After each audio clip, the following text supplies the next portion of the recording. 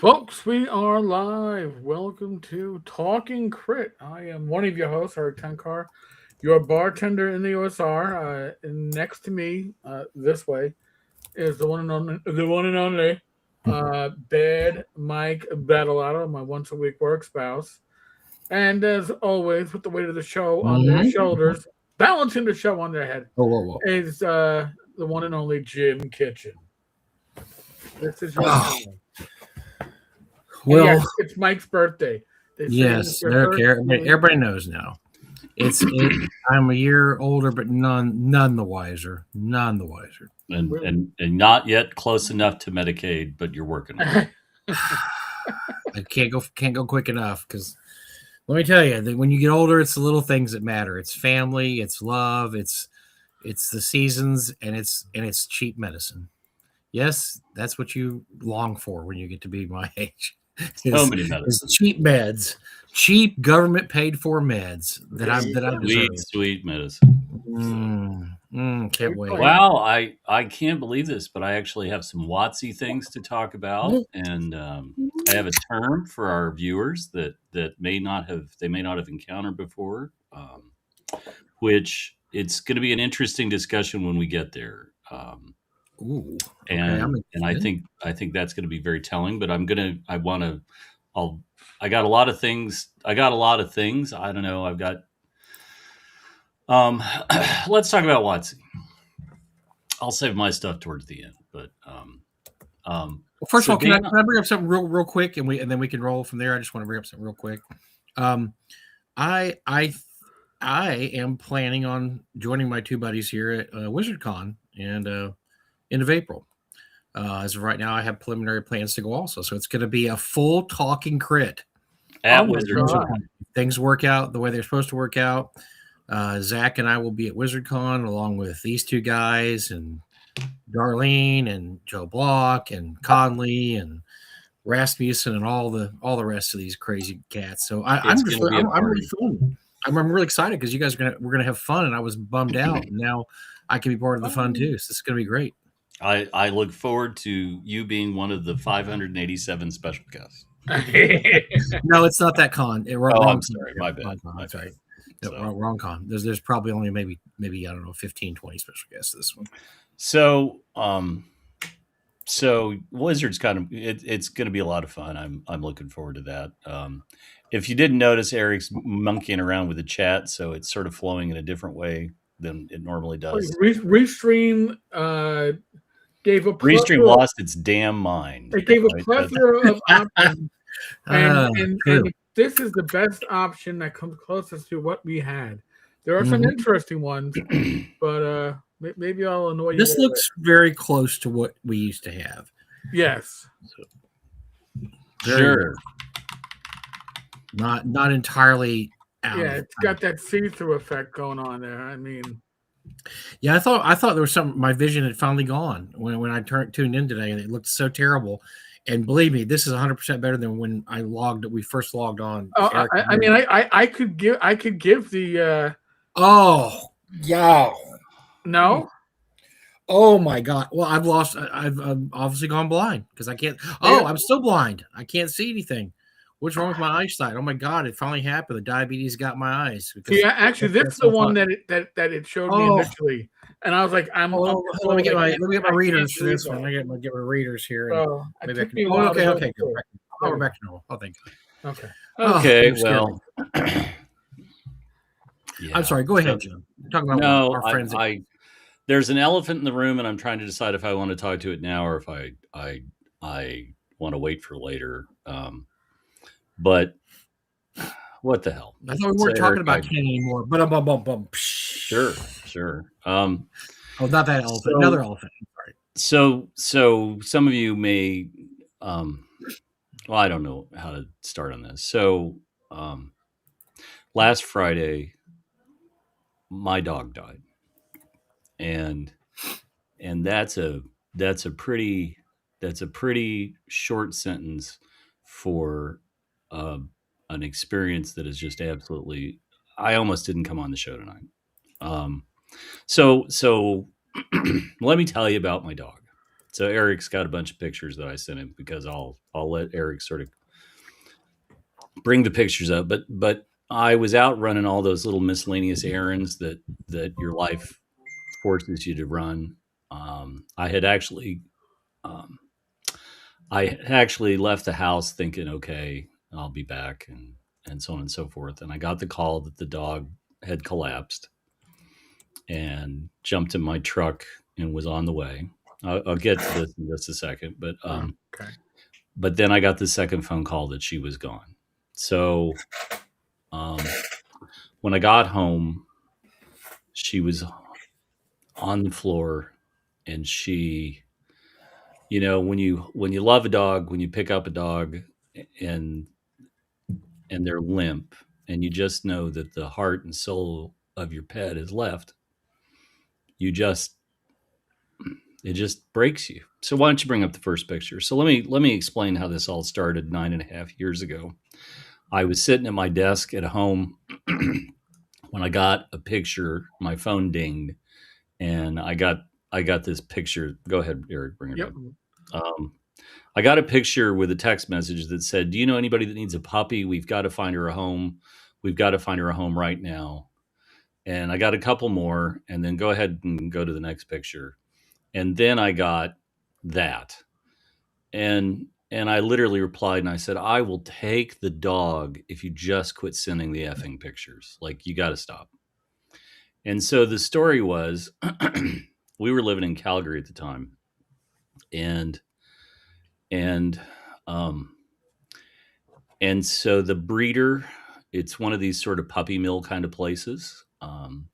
It was in Hannah, Alberta, ironically the home of Nickelback, and the breeder had gone a week of no calls about the rest of the litter. There were three puppies left from the litter. And so after a week of no phone calls, she made the puppy mill decision that they should just kill them. But she was too lazy to actually like take them out back and shoot them or drown them, which a lot of puppy mills Mm. will do. She just put them in an abandoned Ford Pinto to die. And her brother came over and said, "Oh, you sold all the pups?" And she said, "No, God's sorting it out." And he said, "What the hell do you mean?" And she told him, and he went out, but she had locked the door of the car so that if somehow one of the puppies had like hit the door handle or whatever, they wouldn't be able to get out. So he log chained the door off the car, took the puppies, and left. So I got the pictures on a Thursday, and I had her. I picked her up on Saturday morning, and when I got her, she had cracked ribs. She was terrified of everybody and everything. They'd kicked her, and honestly, she thought we were all trying to kill her. And I spent the next month holding that dog every night until she would calm down and go to sleep, and then after about another month, she was okay with all of our family. Why don't you go to the next picture? So this is the two of the three coming down to Calgary. You can see Sydney and her sister. Um, we named her Sydney. Um, it was easy. Sydney, Australia, Australian Shepherd, et cetera, et cetera. Why don't you go to the next picture? And so there she is. This was probably about a month and a half after we got her, and she had sort of settled in. She knew where her bed was, and she knew what toys were hers, and she wasn't crying at night the way she was. And like a lot of people, you buy a dog thinking it's going to be your kid's first dog, and invariably what happens is that it ends up being dad's dog, and Mm. Sydney was my dog. um, I took her with me everywhere. Go ahead, Eric. I took her with me everywhere, but when she was little and she was terrified, I used to sing her to sleep. Now, there's a series of pictures. I didn't send all of these, but this is from the night where I sang Dolly Parton's "I Will Always Love You" to her. And of course, because everybody's a critic, the next couple of pictures, she actually covers her eyes and howled at me. Um, but I started taking her everywhere. Go ahead, Eric. And I mean, I would take her to the store. I'd take her to the grocery store and carry her around like one of those little handbag dogs. I took her to the bookstore. I took her to the Century Box, the game store in Calgary. I took her with me everywhere because she needed to figure out that not everybody was trying to kill her, and it went really well. Right, that dog quickly figured out that all these people aren't trying to kill me, and and so we moved. Um, and go ahead, Eric. We moved. We took her. This is the dog on every single given day. She became a well-adjusted, friendly, affectionate animal that just was just everything you could have ever hoped. She was a glue that held our family together in a way that you don't even know it until you get a dog like this. Go ahead, Eric. And so it didn't matter where or what. As soon as I said you want to go, she was like all in. She was ready to go somewhere. She would jump up in the back of my truck, and I can't even tell you all the places we went. And she was my wingman. She was just she was just great. Go ahead, Eric. And she was a pretty princess and pretty much knew it. She would strike these sort of poses like this, where what you can't see is that her back feet are off of the footstool, but she would just sit like this and judge people. If anything, she didn't tolerate forkwits the same way I don't tolerate forkwits. Right? We had a neighbor in Calgary who was a piece of shit, and the first time she met him, she did not like him, and it was really clear. She didn't growl at him, but she did nothing but give him vicious side eye. Go ahead, Eric. Because animals know, don't they? That's right. Animals know. Here she is given side eye. She had an accident on the carpet when she was sick, and I went and got a carpet cleaner. And this is the dog giving the carpet cleaner side eye. I used to call this picture cause and effect. But she was a smart ass, right? She's like a lot of Australian shepherds. They're too smart for their own good. They get a large vocabulary. They know stuff. They figure out stuff. Go ahead, Eric. Oh, I sent the same one twice. Go ahead. This is the great side eye story. We used to go to a steak and shake near here in town, and the old manager used to give her bacon. Loved her, and used to give her bacon all the time. And then she left to go further her career at Dead Lobster, and the new manager decided that there was way too much bacon leaving the drive-through window. And so this is literally the moment after he said, "There's not going to be any bacon. We're not doing that anymore." And she not only stared at the window and sort of she spent the next 20 minutes bitching about it, which was just too much fun. Go ahead, Eric. And so this is my pretty princess, right? She used to think that, well, if it's good enough for a human to sit in, I can sit in it. And so you can see her beloved snake. She would frequently find a chair to sit on and then just sit in it like she had always been sitting in it. And I took this picture a few years ago, but it really epitomizes she wasn't a dog, she was just a part of our family. Go ahead. And so she had these big brown soulful eyes. She would stare at people, she would look you in the eye.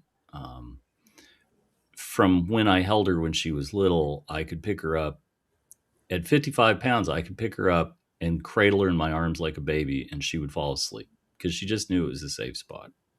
Um, Go ahead. And she, again, here she is ready to catch a tennis ball. She was, of course, the joke among Australian Shepherd owners is they're not just Australians, they're assholes, because really and truly nobody understands what kind of dog can be an asshole until you've had an Australian asshole.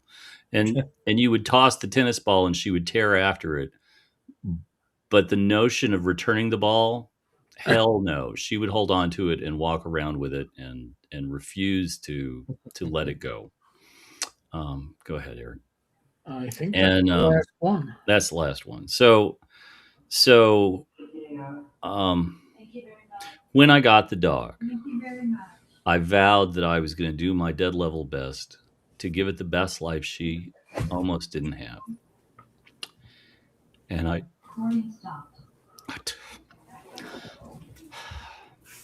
told her every day how much I loved her. And on Thursday night, at one point, she sort of walked over, and I was scritching her. She had a big mane around her neck. I was scritching her, and I bent over and I just whispered to her. I said, "Oh, I love you." And she just gave me a big smooch on the ear. She used to like to lick your ear if you were down that close because she could get away with it. And there was nothing we knew. Well, they did a postmortem. They found that there was a mass on the liver, and it was under the rib cage. So there wasn't anything you could do to know. And she went quick, but I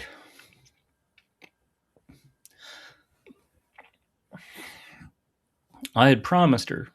I brought her into our family. And when you get a dog that they're older than 7 or 8, you start thinking about what's going to eventually happen. And I had that conversation with the vet last year. I said, just we got years to go. Like, what do I need to know? And we're like, oh, well, if, enough notice, we can come to the house. Short notice, just bring her in. But I didn't know that I didn't have years. I had months. And the vet's been very kind to say there's no way you would have known. She went quick. But the unfilled promise was that I wasn't there when she went.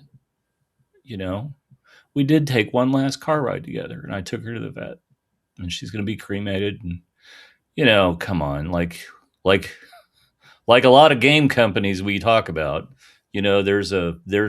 Would you like a paw print? Would you like a nose print? Would you like us to make a cast of her paw? Yes, just do all of it. But if you have a dog, or God help me, you're one of those weird cat people, love your animals, give them an extra hug, enjoy it. I was talking to one of my best friends who lost their dog 2 years ago. And he said, just a couple of weeks ago, they found one of the dog's tennis balls in the couch, buried in the cushions where the dog had stashed it away like a bank. And I thought about that. I've found countless tennis balls over the last couple of days, and each one is just, it's the hardest thing to do to pick it up. And I'll get another dog at some point. I know I will. I've got a dog-sized hole in my family that frankly we got to fill before we all just go nuts. I would suggest, if you have somebody in your life that loses a pet like this, my pro tip would not to make a reply on their Facebook post along the lines of, "It's just a dog. You're going to get over it. Everything's going to be okay."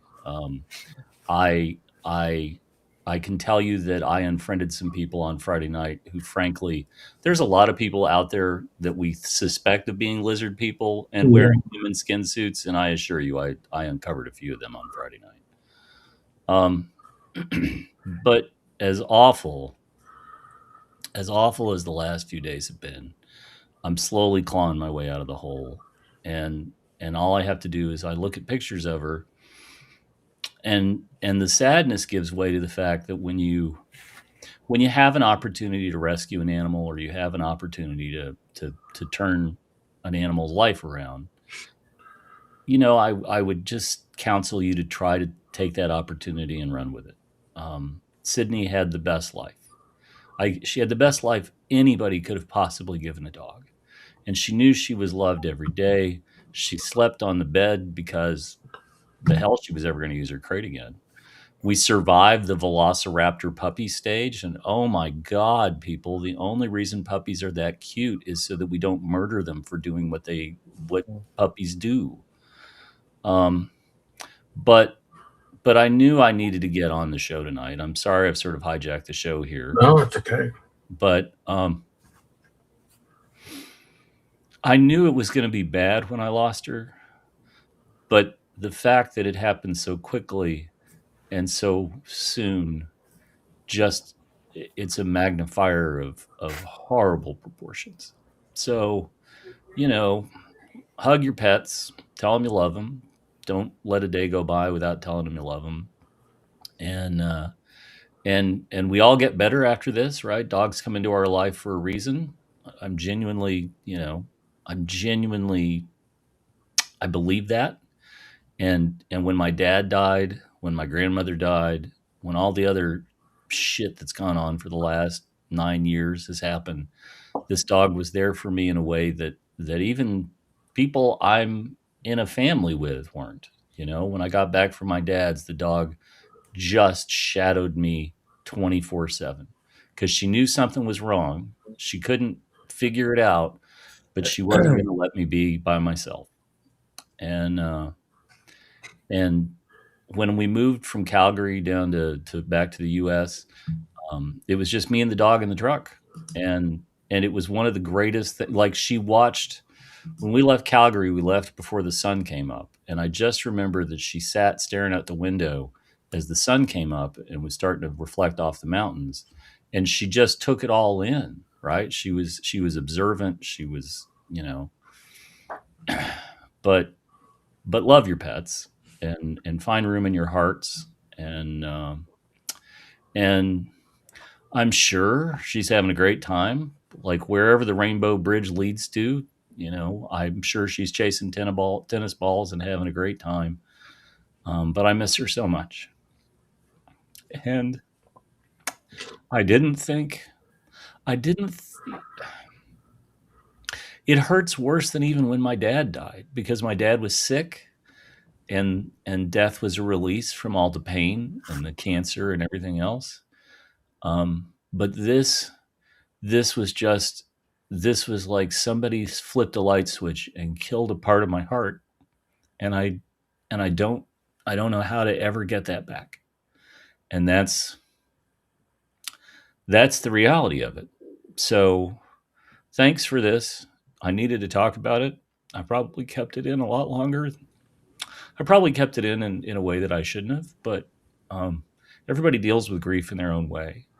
And oh my God, like, I lost my mind over cloning briefly. And let me just give you a pro tip: if you want to clone a dog, it's 50 grand, 25 up front, 25 on the back end when they deliver a puppy to you. But what they don't tell you is that the process sometimes leads to the kind of results that you get with IFV and in vitro fertilization, sorry, IVF. Because sometimes you don't just get one puppy. No, you get two, you get three puppies. Hmm. Why do we take her down? I can't see her like that. And so you don't have to pay for one puppy. No, you gotta pay for three, which means your $50,000 bill can sometimes become 100. Oh, jeez. But but having briefly thought I'd like to just take my life savings and clone my dog, it doesn't work that way, No. because a dog is a product of the environment, and the way you nurture and raise it and take care of it. and and I wouldn't wish the first 8 weeks of her life on any animal, but I think it helped her understand how much better things were and how she had a great life. So that's it. I don't want to talk about my dog anymore, but But Tim, I'm going to tell you something that I lost my. I've had many animals, but there's always that one animal. There's always the one animal. yeah, And I've had many cats and many dogs in my life, but I had the one animal, the dog that we found named Puppy. I had him for 13 years through some of the lowest parts of my life. It was a Chow Retriever mix, and I had him when I met Christy, and Christy knew he was part of the deal. Christy loved him. Christy has not loved any of my other pets like she's loved, because it was the one animal I've had that had a personality, that was loyal, that was sweet, that just, I mean, everything that you just said about Sydney. This was this dog. This dog loved her children.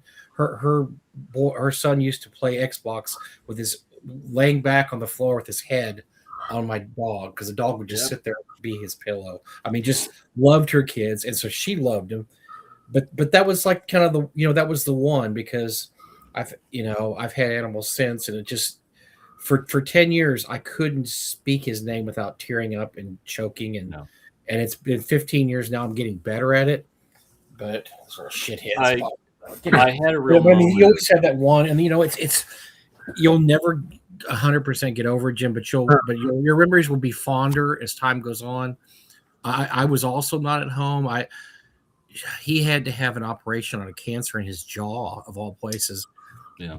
And I was arranging things with the vet, and it was going to be very expensive. It was extremely expensive. And I came home. But you don't care, right? It's what. No, I mean, you say things like, I would never spend that much money for if blah, blah. But then when it comes down to it, I came home. He was laying in the backyard under his favorite tree, and he just didn't wake up. Went to bed and didn't wake up. And I always thought, he had to, maybe somehow he knew how much money this is going to cost me to get it done. And he's like, yeah, I don't want to. I'm checking out. We're good, boss. I'm checking out. Because once an animal gets cancer, there's not. I mean, unless you're going to do chemo, which I had said that was the line I can't cross, because that just gets to be the thousands and thousands of dollars. Yes. Just removing the cancer is not. And so, in a way, even at the end, he helped me out because it was just going to be immensely expensive. But you just have that one animal, and then I've had dogs. Since then, I put dogs to sleep. Since then, I've had cats. But I mean, it's just not. There's always just that one animal. That's just something special about it. It's not, and you don't know why. You don't know why that one animal touches you in certain ways and just speaks to you, and it becomes your best friend, Jim. That's right. I mean, I did everything with my dog, just like you just said. I mean, we went driving everywhere. We went to Whataburger together. We went, he would get a Whataburger, a plain Whataburger. I wasn't going to give him Whataburger with all that sauce on it. And so he just got a plain, but it was the same deal. And even though he was 13 years old, before a big dog, he was a big dog. Big dog is pretty good. It just seems like it's never enough time, is it? It's never going to be enough, and it's never going to be enough time. The worst part of the last few days, I went to Hallmark today and I returned 2 cards that the dog had bought to give to people.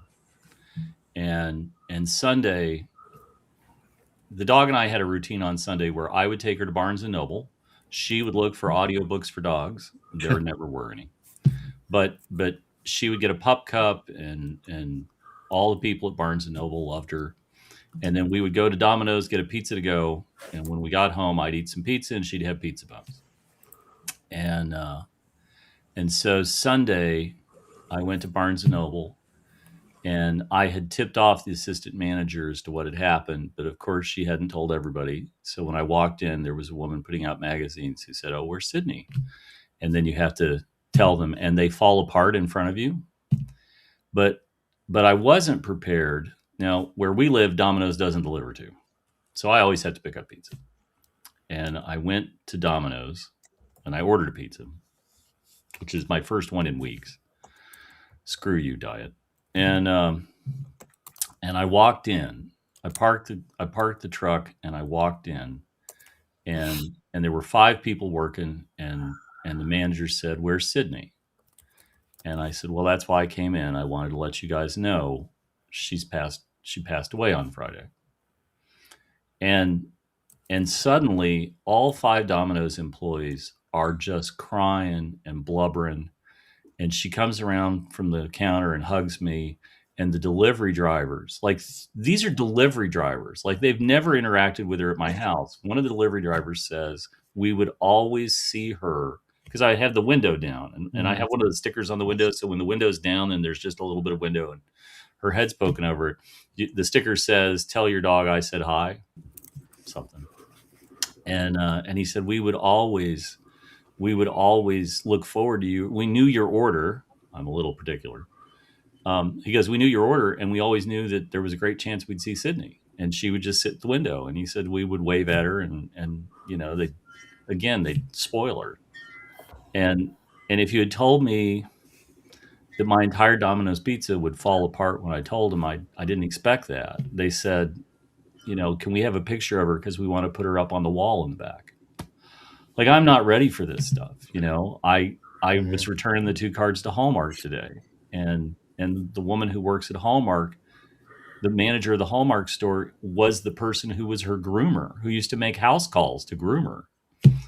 And we had set up an appointment last week for the next time to come groom her. And I had let her know. and she's just bawling, and I'm bawling, and there's people in line at Hallmark that are like, "It's Valentine's Day coming up. We need some cards. Can you take this tear business somewhere else?" And I'm just like, "Oh God." So it's tough, Yep. but we figure out a way and we move forward, um, and that's all you can do. That's all you can do. So that's all Well, I got. sorry. I'm sorry. I wanted to talk to you when you posted this on Facebook, and it brought up very painful memories for me, and I couldn't get out what I wanted to get out, and I hope you understand. I I, do. I couldn't I say think anything because whenever this happens, it brings back my memories, and I've just gotten to the point, like I said, the last 5 or 6 years, where I don't just break down in tears when I say his name or talk about him. oh, And I it took had a that long. moment It took at least 10 years to get over it. on Friday when I got home and I got down on the floor and I was whispering to her. I remembered when I was a kid, I had a dog as a kid named Mindy. And again, right, it was supposed to be my dog. The way Sydney was supposed to be my son's dog, Mindy was supposed to be my dog, but my grandfather, she was his dog. And when she had to be put down because she had cancer, um, he came home from the vets holding her harness, and he was just bawling. And he was several days before he got better. And I was laying there on the floor next to Sydney, and I remembered that. And I just remembered the awful finality of that. So I took her harness off before I scooped her up and I carried her out to the car. And I took a picture of her laying in the back of the car because I did get to give, like, we had one last car ride together. And while she wasn't hanging her head out of the window because that would have been a little creepy, Mhm. um, the closure of having that experience was um, was one of the things I needed. My son took it very hard. My son, my wife took it very hard. Even my mother-in-law. And when you marry into a farm family, like, no offense, rural America, but you guys are broken, right? Because every spring there's a new crop of kittens, and most of them are gone, coyotes, farm implements, accidents, whatever. Um, and I would say that farm life is hard on pets, but my mother-in-law was grieving along with all of us. I'll end this with one great story. I have a sister-in-law who is a little finicky, a little finicky, Mm. and she's a perfectionist. She's a bit of a perfectionist. So when she was staying with us once a couple of years ago, when my father-in-law was dying, she had brought all the fixins to make a sandwich, but she couldn't just make a sandwich. It was like the closest thing to an artisanal sandwich I've ever seen. Like Black Forest ham and hand picked English cheese and bread and all the rest of this, right? And she makes it, and when she's finished, like, angels are singing, the Mormon Tabernacle choir is in the background, and it's like magazine worthy. It's beautiful, right? Just the right amount of mayo. The lettuce is fresh, and Sydney has been watching all of this. And Sydney walks over and taps my sister-in-law on her left leg to get her to look to her left. And when she's turning and looking to her left, Sydney scoots around on the right side, jumps up, grabs the sandwich in her mouth, and runs off with it and bolts Wow. the whole thing down. And you know, I listened to my sister-in-law's indignation, but the rest of us were cracking up because the dog was too smart for her own good. And she knew, she had figured all this out. She was like, she gamed it. She watched it. She was like, all I got to do is Mhm. distract her, and I eat like a queen. And she did. And my sister-in-law was put out, and I finally just said, listen, it's not my fault that the third grade trick worked on you, right? Mhm. That's on you, nobody else. So, um, anyway, so let me talk about Dan Ayub for a second. Um, we talk about Wizards of the Coast a lot, and off and on, among other things. But Dan Ayub had a chance had a chance to do a good thing and absolutely stepped up, and I want to give Dan Ayub credit. So if you haven't been to GaryCon in a while, or you've never been to GaryCon, one of the things that you know is that there are a lot of banners around GaryCon that are reprints of old modules and so on. So, like the cover of Gamma World, the box, the first printing, the first edition of Gamma World box set, G1, G2, G3, et cetera, et cetera. And Gary Kahn, Luke and Gary Kahn had worked with WotC, had gotten a one-time agreement, and had printed a bunch of these banners to decorate the halls of the hotel. But there had been attrition. They get torn up over time, and as they were getting torn up to a point where they didn't want to use them anymore, we had auctioned a few off in the Gary Kahn charity auction and so on. And in planning for the Gary Kahn charity auction, I had a chance in a meeting to say, hey, is there any chance that they might be willing to let us do another run of banners so that we could free up a couple to put in the charity auction? And Luke thought it was a great idea and reached out, and Dan gets it, right? Dan didn't just say yes. He said, absolutely. Like, sure, not a problem. And so I love this. I love this because when you go to an old school gaming convention like GaryCon, there should be posters of G1, G2, G3, D1, D2, D3, Q1, et cetera, the slavery A1, 2, 3, 4, et cetera, et cetera. I think that's part of the atmosphere. That's part of why you're there, right? It's the roots of the hobby and so on and so forth. So my hats off of the week to Dan Ayub for not only responding, yeah, I think so, but then less than 12 hours later, absolutely. And I think that's a big credit. We talk about, there's a suit, they don't understand, blah, blah, blah. Dan gets it. Like, really and truly, the more I hear from Luke, the more I hear from other people, I think Dan gets it. And I'm very happy about that. Now, I've got something else we'll talk about in a little bit because I need to drink water and try to get my shit together here. Mm-hmm. But I'm I want to transition from this ad to a positive, right? Because Dan could have very easily said nope, or we'll run this through legal or whatever. But he didn't. And I'm pretty happy about that. I think that's what's so sad about this story, Jim, is what Dan did was a common sense, normal human being move, and we have to applaud it because we have to celebrate this. Yeah, because there were so many, inhumane AI created moves over the last 2 years. It doesn't seem like a human being was behind it. What do we always hear every screw up? Oh, this intern. It was always the mysterious intern that was given control of something over the weekend when everybody was out of town. And there was never anybody that stood up and took, credit or took blame for doing something stupid. And so we have to celebrate a human moment in WotC. Yeah. That's really sad at how low the but I'm okay with it, right? So, boy, well, I mean, I'm glad. Like I said, but the fact we have to celebrate that is sad because this shouldn't have been something that we have to come back around to. Dan shouldn't have had to bring humanity back to TNT. He should have been the one that have to bring back being an actual human being. But here we are. Well, you're talking a corporate structure, and corporations lean towards soulless anyway. So for Dan to have a soul, I'm sorry, I'll stop you there. Just no, because now that you're far enough out on the limb, I'm going to saw it off. All right. Corporations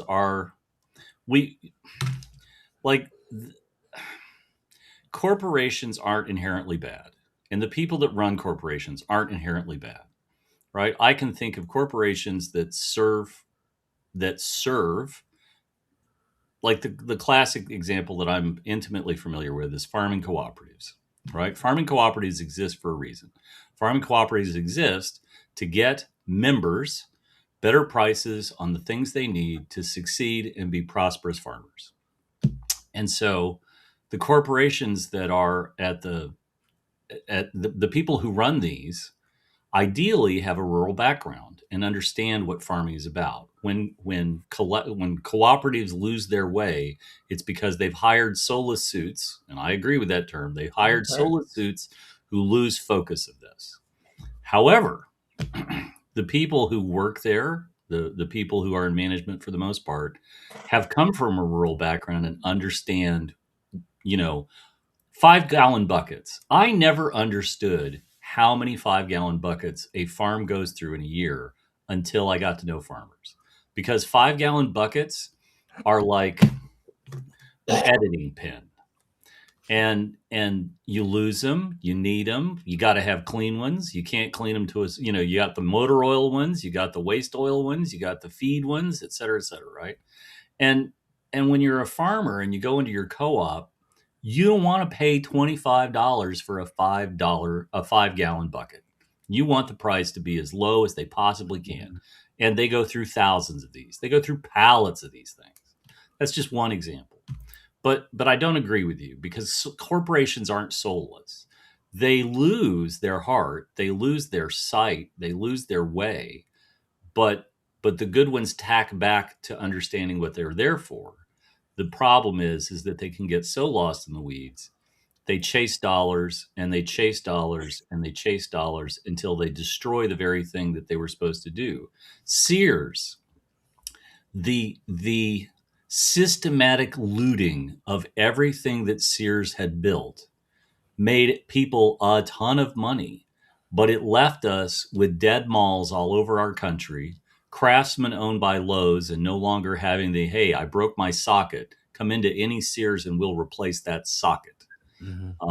That's you got to have a yin and a yang. You've got to have that center, and I think that's the problem. Sorry, Eric, I didn't. Yeah, no problem. I mean, I've worked for corporations that were good, but then there's that management change. In this case, Allied bought out Federated when I worked for a department store.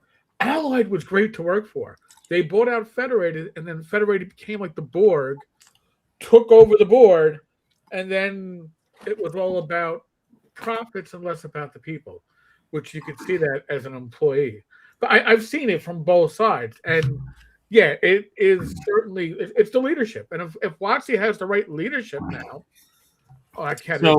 So I have something. I love that Eric has now that Mike has like a little like a rat tail that's moving around. It's pretty awesome to watch. Yeah, she's decided. Yeah, she's decided that she wants to be part of the show tonight. So I think it would be really good to discuss a term. I think we should discuss a term, and we should have a good conversation about this, because in thinking about things, all things large game company, all things, whiz kids and so on and so forth, there is a term called TAM, total addressable market. And there's a lot of talk right now in the video game industry because World of Warcraft is getting ready to launch its newest expansion. You have an installed player base that are complaining about the Disneyfication of World of Warcraft. You have hardcore raiders who have been around for 20 years who are complaining about how things have gotten easy and soft. Does any of this ring a bell? Yep.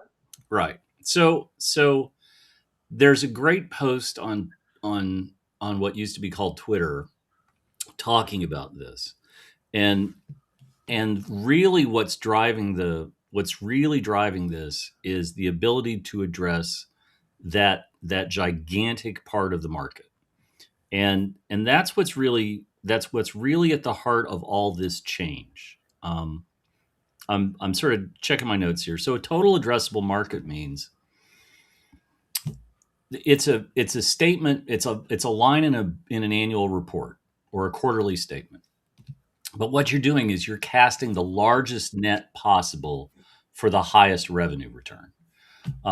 When we hear Watsy talk about how digital currency and digital transactions and microtransactions and so on and so forth, that's because it's the total addressable market. How can we monetize everything to the nth degree and capture the widest share of the market, capture as much of the market as we possibly can, the total addressable market. And when you look at the parallels between what's been going on in World of Warcraft and what's gone on with Dungeons and Dragons over the last 10, 15, you could even go back to 3rd edition. It's really fascinating because particularly since 5th edition, total addressable market is a very large driver of all of what we're seeing, right? Think about the plushies. Think about all the plushies. I mean, I've over my shoulder, you can see the player's handbook. You can see the player's handbook plushie that I've got behind me, right? We all have this stuff within arm's reach of us, right? That's addressing the total addressable market. They've figured out that there are people out there that would buy this plushie and this plushie. They don't take the risks because it's a licensing deal, but this is just another revenue stream in some way, shape, or form. We very famously lampooned the 50th anniversary efforts by, I said, if it would have been me, you would have been able to get the shower curtain, the bath mats, the toilet seat cover, the towels, the washcloths, the toothbrush, and the 50th anniversary toothpaste. But but this is just, again, this is one of those concepts that really addresses where they're going and what they've been doing and why they've been doing it and so on and so forth. But the post I read, the guy really nails a great point when he says the problem is addressing the total accessible market. There's tons of feedback. There's focus groups. They're getting direction from focus groups on what they want to do and all the rest of it. They're monitoring all this stuff as close to real time as you can possibly imagine. But here's what that monitoring doesn't, the problem isn't that the problem isn't the people who are buying the plushies or buying all of the accessories and licensed products and so on and so forth, right? Think about the people with tons of WizKids miniatures. They're not a problem. The thing is that old players are starting to find the thing they loved unrecognizable. Right. Mm-hmm. And there isn't a focus group that can address that. And where what do you call success and what do you call leaving your old market behind? Because there's a very fine line.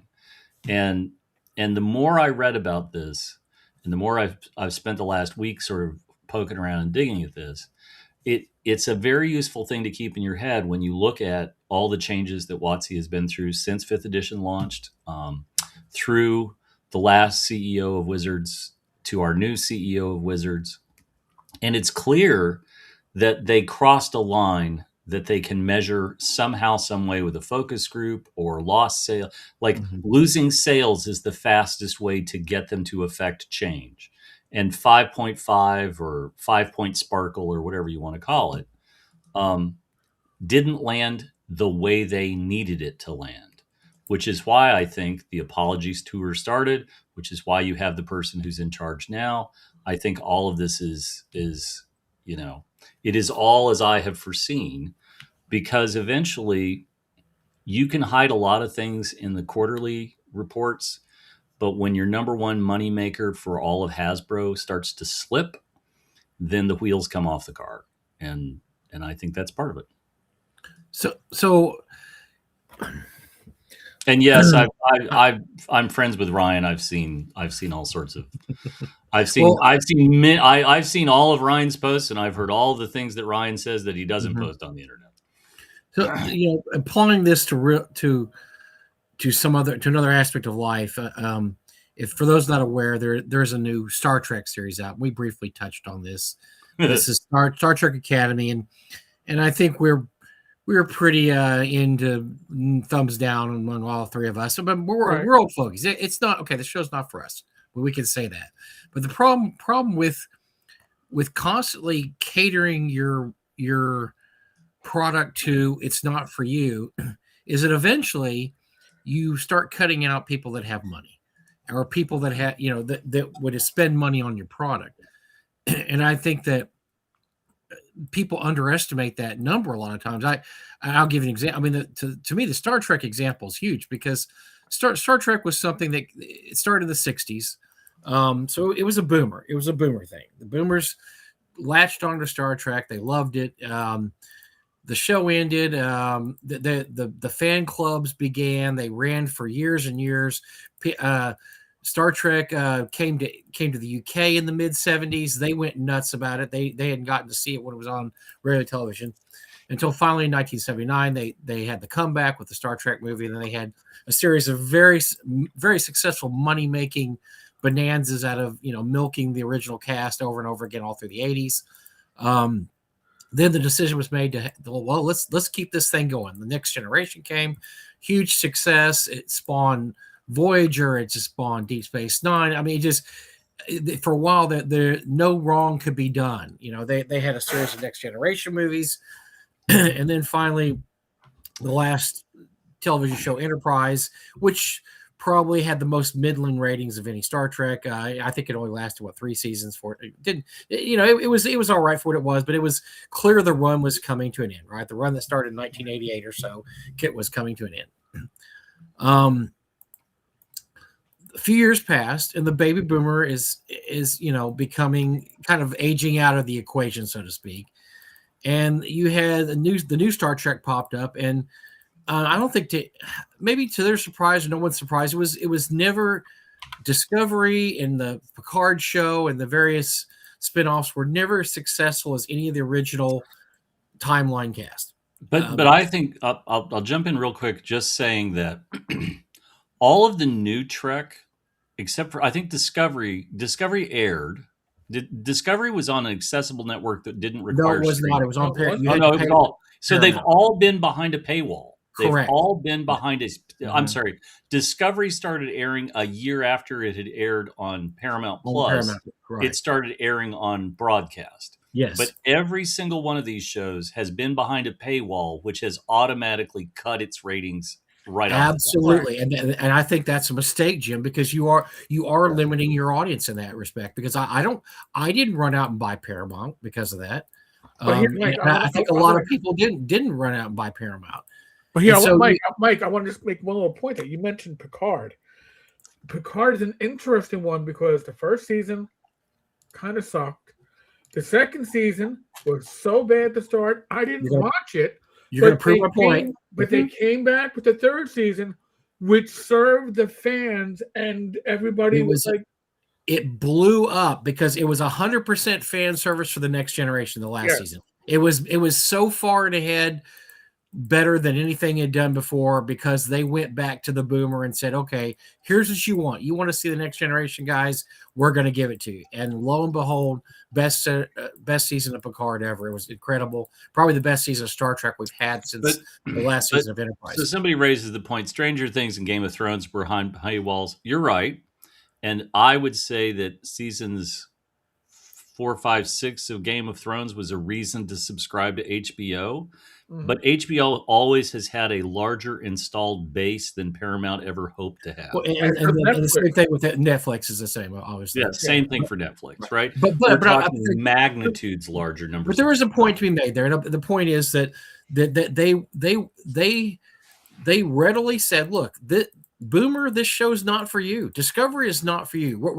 We're doing different things here. This is not your show. If you want to watch the show, fine, but we're not going out of our way to get the diehard, from the beginning Star Trek fan, or even people like me, maybe a casual fan that loved the original show. They told me that, move along, old man. We're going to move on, and I think that this has hurt the whole genre, the whole Star Trek genre. I think you aren't creating lifelong fans, especially the pay. I think the paywall thing's huge. I think paywall thing's huge for not creating lifelong fans. None of my grandchildren have seen one episode of anything that Paramount's ever put out Star Trek. It's just, if it's behind a paywall, they're not going to see it because they don't, and they just don't see it. And so that's a whole generation of little sci-fi fantasy nerds that have absolutely zero connection to Star Trek, except for the reruns they see of Next Generation, Deep Space Nine, Voyager, which they're familiar with at ages 15 through 18. So they know more of that than they do of the new Star Trek. And that's the generation that supposedly Star Trek is trying to get now. And they're not watching the new Star Trek. They're watching classic, well, I guess we would call classic 2.0 Star Trek. So, well, and I have heard a point since Starfleet Academy began. One of the counter arguments has been that that Trek has always been like this, but it was much more subversive and, old man go scream at the clouds. But the difference is, and I think a lot of people really forget this, that what I would call some of the more progressive elements of Starfleet Academy. I don't disagree that the original series back in the 60s with Shatner and Nimoy, I do not disagree that it was a progressive show. And by that, I mean first interracial kiss, really tried to tackle subjects like the episode where you had the one guy who was black on one side, white on the Oh other, God, and yes. vice versa. So, Well, so let's not just having Uhura on the deck right. was I mean, I think Yeah. now we know how much that meant, but at the time, And mind let me blown. just say that Thraxis just went out on a limb, and I'm going to cut him off and let him fall to his death because I disagree with that. There have been great episodes of Star Trek. The greatest episode of the original series is the one where the Enterprise encounters the Romulans, and Kirk has to face his equal, who is played by I can't remember his name, but it is a submarine battle. Like, let's Yep. not pretend this was shot by guys who Absolutely, had yeah. no, this was the guy. The Romulan commander was also the person who played Spock's dad, the actor, Yeah. and they had World War II veterans who turned this one episode of Star Trek was like a submarine duel, right? It's spaceships, you can't see each other, and really and truly, when Kirk is frustrated because the Romulan is as good as he is, and the Romulan commander is just like, he is my bane, I cannot shake him, right? Balance of Terror, thank you. Balance of Terror. Yeah, Balance of Balance Terror. of Terror. An Yeah. exceptional episode, a brilliant episode of Star Trek. The lighting is spectacular, the mood, the music, all of it comes together, and it's one of the single best episodes of Star Trek. Even as a kid, I was on the edge of my seat with that one. Yeah, That was an fabulous incredible episode. Yeah. And there are episodes in each one of the series that resonate like that. There's the Deep Space Nine episode where Cisco is narrating a diary entry about what he had to do to get the Romulans in on the Dominion War. And will history judge him for what he's done? Yes, it's Mark Leonard. That's correct. Um, and really and truly, it's a gripping episode because, through machinations and so on and so forth, it works. Not the way he expected, but it works. And now the Romulans are joining the Federation and the Klingons because they understand that as soon as the Dominion's done with one or the other, they're coming straight at them. And it's, yes, in the pale moonlight. It's a great episode. So Star Trek has these moments, but I got off point. Let me get back to this. Yeah, go ahead. So Star Trek, the original series, was a progressive show, but let's be clear. It was 1960s Kennedy, post-Kennedy Democratic politics. I don't disagree with that, which is a very, very different cry of progressive than what we see in Starfleet Academy. And you may want to pick that apart, but I really, there's a big difference between the progressive Democratic Party in the 60s and the progressive elements of the Democratic Party in 2026. And I'm not trying to start a fight. These are two very, very different things. I look at shows like Babylon 5, right? And Babylon 5 is a show that if you got caught up in it at the time, I don't think it's aged as well as some folks. I think it's a little painful to watch. Hey, Death Angels had to log out to watch Babylon 5, so don't worry about it. That's right. So that's okay. But really and truly, Trek has had great moments, and Trek has always been something to sort of push boundaries and so on. But you can push boundaries to a point where eventually you just lose audience, and that's a problem because you have to have audience to make money to sell your commercial time, and that's just the nature of the beast. Harlan Ellison wrote one of my favorite episodes of Logan's Run, the TV show that lasted one season, and Harlan delivered a script that is just a gut punch. Right, there are 6 people who have survived the apocalypse in cryogenic suspension tubes. They're gonna get sick and die unless they get an injection of the magic unobtainium. There's supposed to be 6 doses, but one of the containers breaks and they've only got enough to save 3 people. It's a great episode. It really, really is. Harlan wrote some of the greatest episodes of pretty much everything, except that the Harlan didn't want his name on it because if you changed one word of a script that Harlan turned in, he had a shit fit, screamed and went crazy, and then 35 years later said, well, maybe I shouldn't have overreacted. 35 years later, he may say that. But at the time, if you changed one word, he absolutely flipped out. And Harlan was just legendarily, yes. But there, that's my point. My point is that, nostalgia isn't always a bad thing, and sometimes it's a thing that will make you money if you play your card right. And I think one of the hugest mistakes, not as huge as the Star Trek shit going on or even the Star Wars shit going on right now, but one of the mistakes Watsy's made over the past years is saying, look, 5e, if you don't like 5e, it's not for you. Go do something else without having an alternative there and saying, well, here's an alternative. Well, we're really not going to offer you an alternative. And hold on a second. Wait. Here I am over in the OSR, fanning myself with all this money. I can't believe they keep sending them to me. I just keep printing these $100 bills. Okay, I keep printing these $10 bills. There you go. I would have bought the hell. The 1 year they had the beautiful hardcover reprints. I bought them because I just wanted to support the company, but they were nice and I like them and they look good. And I would have bought the hell out of every A series, B series, C series reprinted in a hardcover, beautiful form like that with new material. Please continue to tell my customers how you do not want them and you want them to spend their money with me. I love you. And you wonder, were they just making? I guess they're just making so much money that a little more money than so much is not meaningful. Here's the thing: at that time, they were making no money. Right? They were in between editions. 4 was dead. And 5e wasn't quite ready yet for prime time. So those reprints were a way to make money, and they did very well. By crawling back to me on my hands and knees and going, hey, sir, I know you never bought from us because we call you a piece of shit for years, but here's some of the stuff you like. Continue to tell your customers that you hate them so that they will spend their many credits with me. Well, now they'd have to put a disclaimer in them if they were going to make more, so they're not going to do that. And come on, right?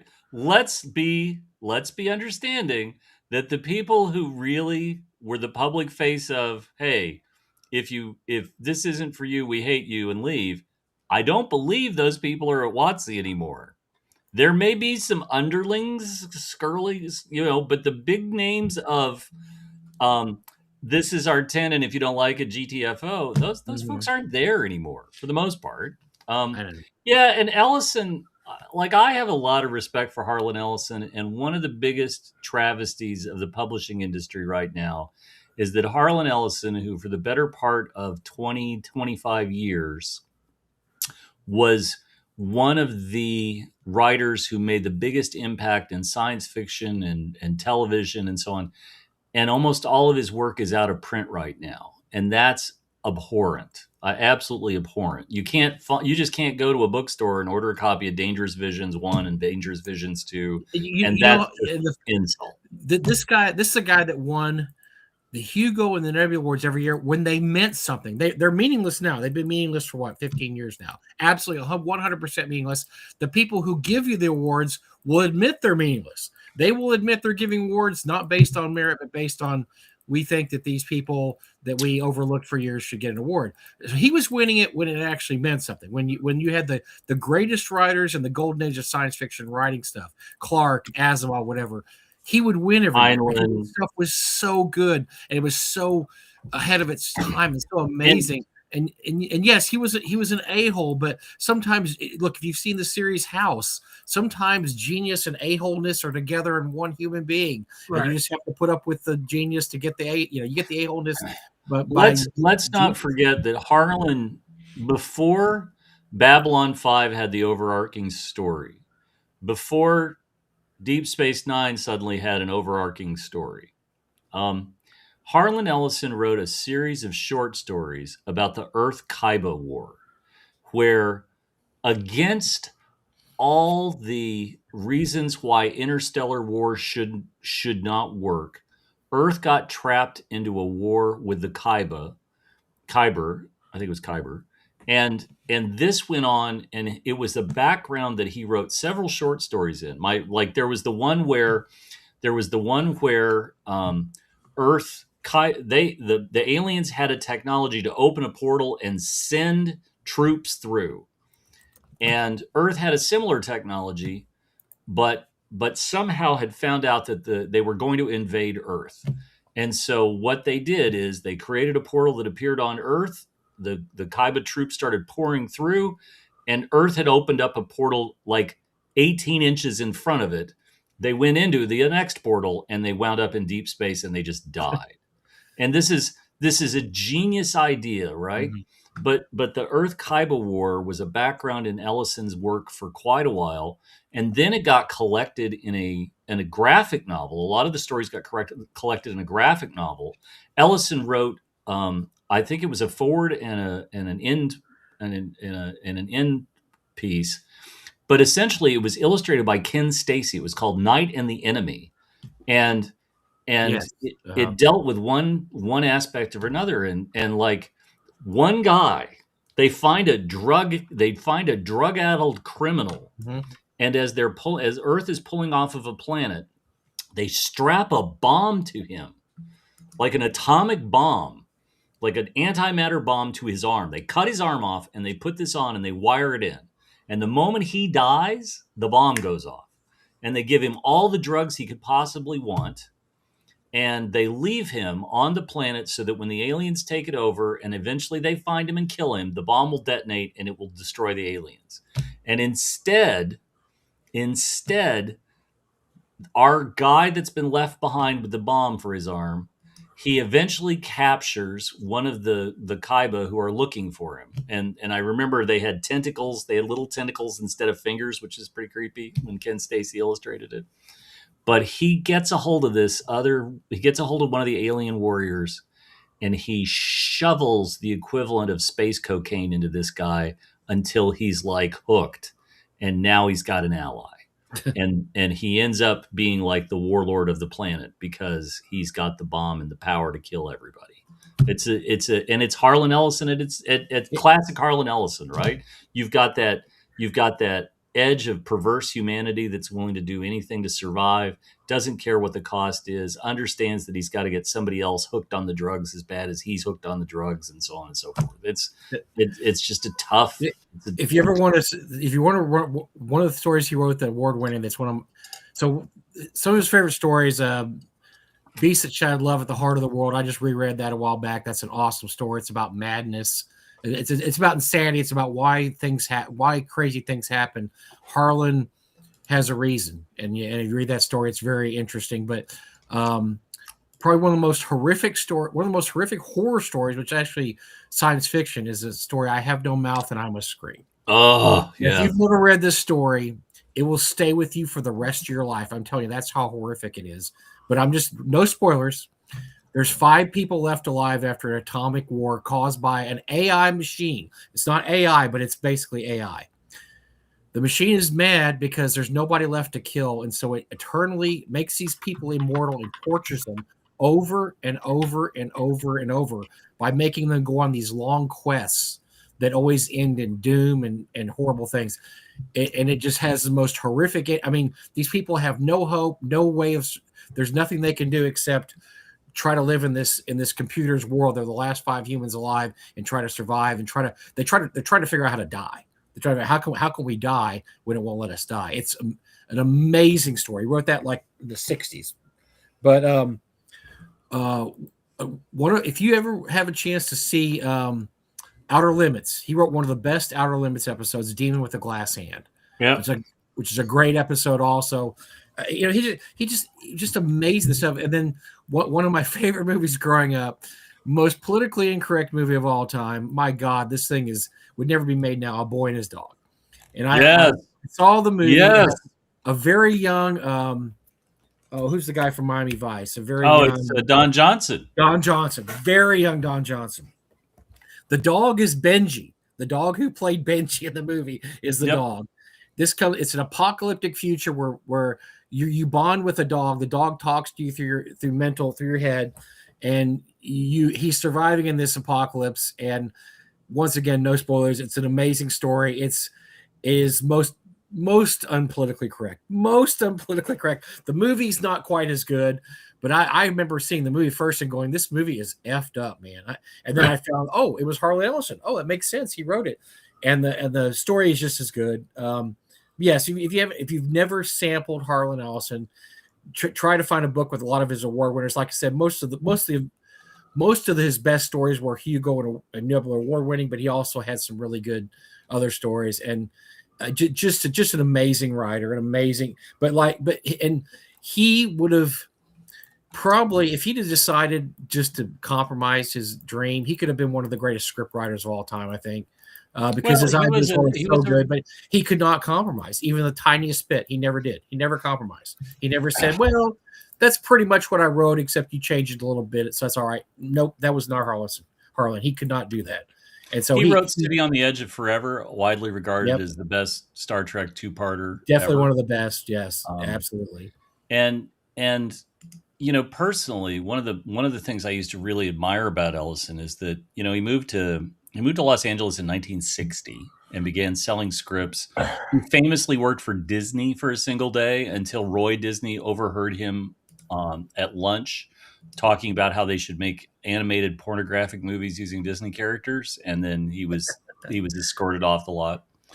But Ellison made so much money, and was one of the most successful fiscally science fiction writers, that he had an unparalleled original art collection of pulp art.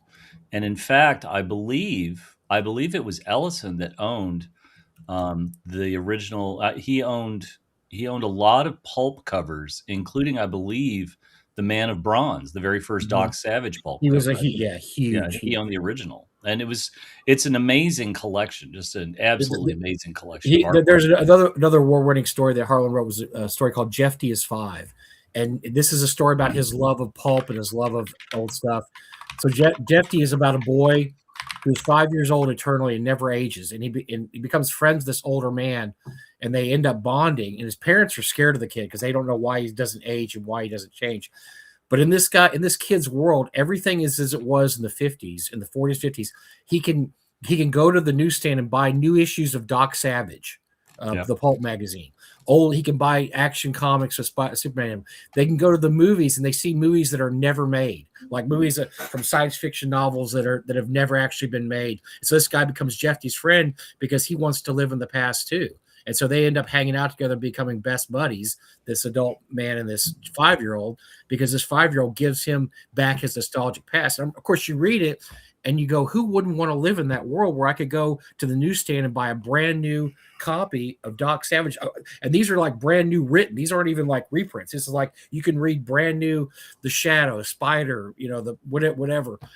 And it just shows his love. And the whole story is about his love of everything, of rings. Remember the code rings they used to give out, the things breakfast cereals used to have. I mean, all this stuff, Jeff D gets it brand new. And this guy stops wondering how he can get it, or stops wondering how this could possibly happen, because of course it's impossible, and just wants to live in Jeff D's world. And then at one point, Jeff D goes out by himself one day and runs into kids, and something happens, and basically he's trying to listen to an old radio show, and he borrows a kid's radio, and then the kid's radio won't go back to playing FM stations, and so the kids get mad and beat up Jeff D, and the guy starts, and then basically the parents end up killing the kid. They can't live with him anymore, so they take him upstairs, and basically it's implied they kill him. And then the kid it's left, and the narrator, he just kind of goes through life this loss now because he realizes how, first of all, how great his nostalgia was. He wanted to live in the past so bad. Now he can't anymore because Jeffy is gone. But then he wonders, what's reality? Is reality what I'm living in now without this nostalgia, or is reality when I had nostalgia? It's very powerful about people like us who love collectibles. And look, we all love old stuff. Me and Eric and Jim and pretty much a lot of people here. What do? We collect old D&D stuff. We collect old comics. We collect old music. It's just, it was a great story in that regard because he does homage to how great the quote unquote old days were. And we're always going to think what came before is better. I mean, no matter what you tell us, we're always going to sit there and we're always going to say Star Trek, The Next Generation is better than what's on Star Trek now. And some kid that was born 20 years ago is going to say, well, no, I watched Star Trek. Discovery's great, man. It has this thing called the burn, and they did this. Yes, Eric shows. I mean, look, I'm guilty. I'm guilty as charged. I mean, come on, man. Guilty as charged. My God, I mean, sorry. Yeah. I have an opus. I have an opus over my shoulder. If you know who Opus is, I can assure you that's from 1980. That's from 1985. By the way, Opus is back. You know this, right? Yes, I know. Yeah. But let's be clear, kids. So right? Harlan's was a great writer. Like I said, he touched on a lot of things, a lot of boomer type stuff. And I'll tell you something interesting. A lot of people might not know this. You know how Harlan Ellison got his start? He wrote crime stories. He wrote a lot of crime stories, and he was real big. He would write for the pulps, and he wrote like teenage crime.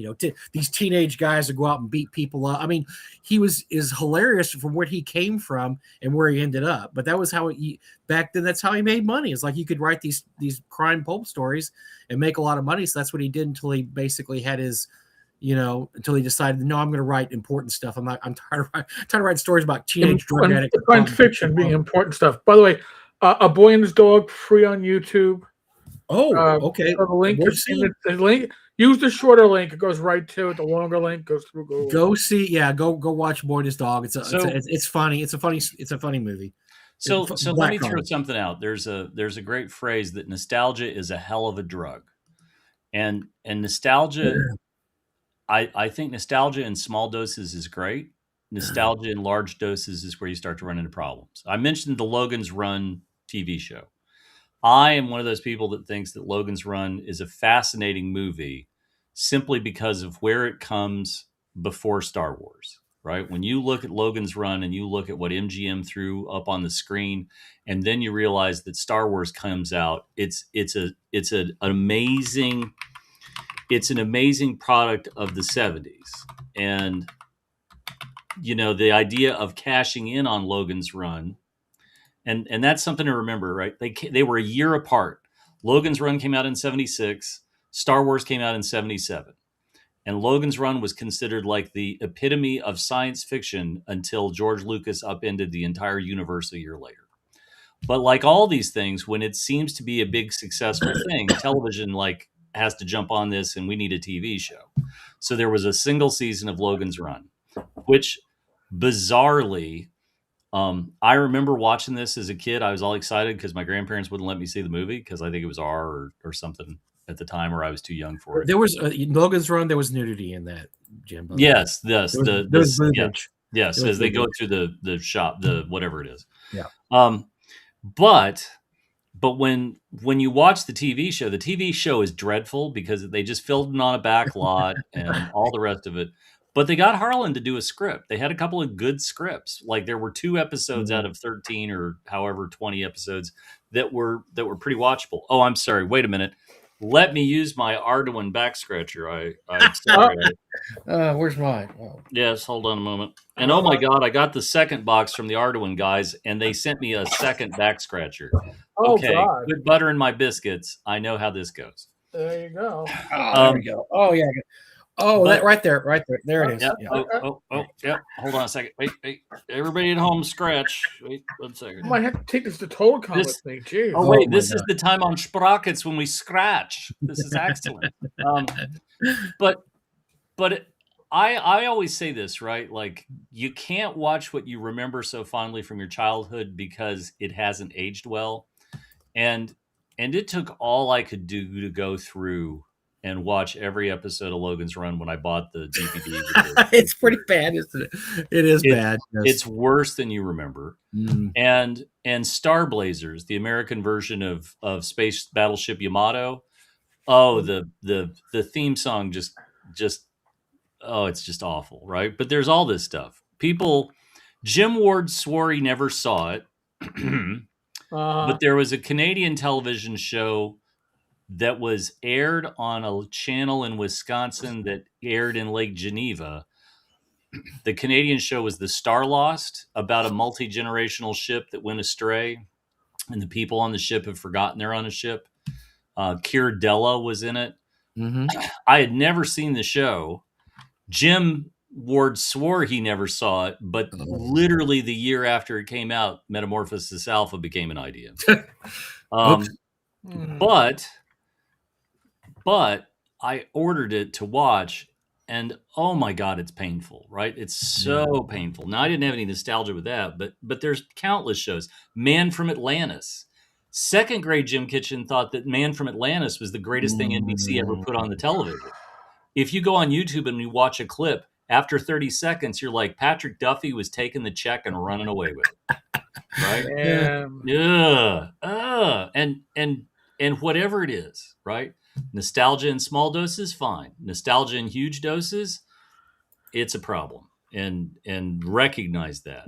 Be careful. Fantasy Island doesn't stand up. But look, nostalgia has its uses, and like, I mean, I would say that, you know, Stranger Things is all about nostalgia, right? It's nostalgia for the 80s. I mean, it's a perfect 80s show, and that everything is so 80s in that it's incredible. You know, it's a picture. I mean, I watch it and I just start laughing because all the things go in the background and all the Easter eggs and everything is such an 80s thing. So nostalgia by itself isn't terrible.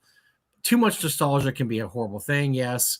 But there's a reason that there's a reason for nostalgia, right? I mean, everybody says that your favorite music is the music you grew up with.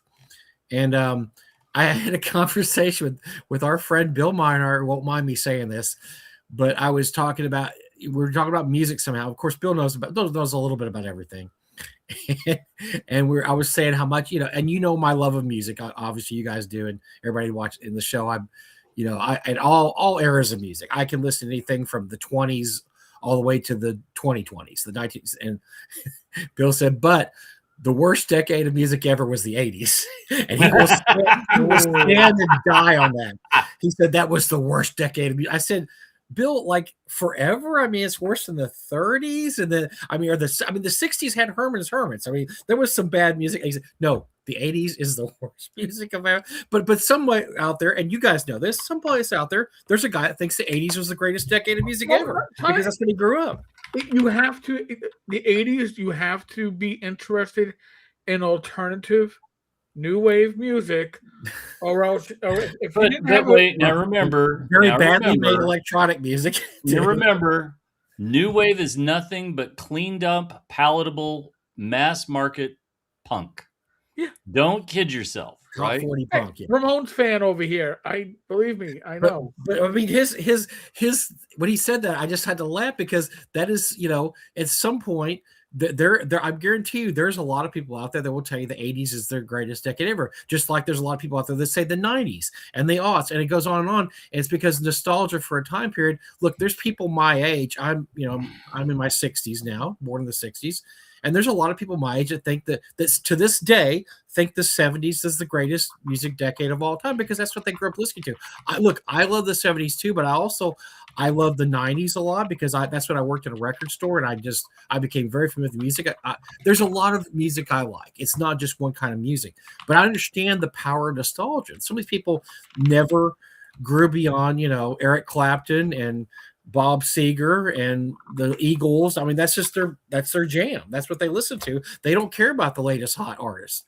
And so just nostalgia is a yearning for not just the past, but your past, something that connects you to something you grew up with or you did. And it's a very powerful thing.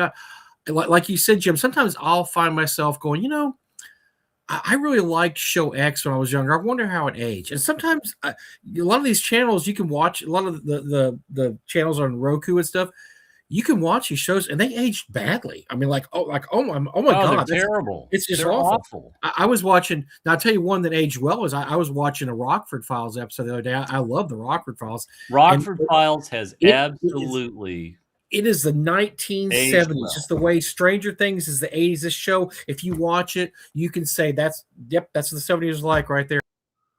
And you can point to it. It aged very well. But for every Rockford Files, believe me, there's a Mannix. And there's a canon, and there's a show that just did not age well at all. And you're like, oh my dear God, this is bad now, stuff. Okay. If somebody wants to start knocking Hee Haw, we're gonna fight. Because what is Hee Haw? Now let's talk about this, right? So RPG Grandma and I are gonna we're gonna get out the steak knives and we are going to take all of you out. Because many of you do not remember the great country massacre of the early 70s, where single-handedly CBS decided to abandon an entire slice of the electorate because they were airing and they were drawing huge ratings with Petticoat Junction, Green Acres, Beverly Hillbillies. Yeah. There were a half a dozen country-based shows, rural-based shows, and they killed all the shows overnight. And Hee Haw was the battered, I still got fight left in me survivor that managed to beat the odds and continue to go. And Buck Owens, Jim, I found a name. I found it online. It was called the Rural Purge. The Rural Purge, yes. And they got rid of Beverly Hillbillies, Green Acres, Petticoat Junction, Mayberry, RFD. Not because of it was not a ratings-based problem. They were in the top 10 of ratings. Yes, and they decided to abandon all. They wanted to shed the rural, and they wanted to turn urban, and that's why you saw all these shows in the 70s, like Welcome Back, Kotter, All in the Family. You saw these urban-based shows take over the rural base. They wanted to get rid of the rural audience, and they wanted to switch to an urban-based audience. That's what Barney Miller. I mean, all these shows were set in New York that all popped up in the 70s. That was the Rural Purge. We're going to get rid of these bumpkins. That's right. We don't care. We don't care if they spend money or if they watch TV. We don't give a damn. You know what? Hee Haw figured out that people like to hear the music and they like to see pretty girls popping up out of cornfields. Oh, yeah. I'm there.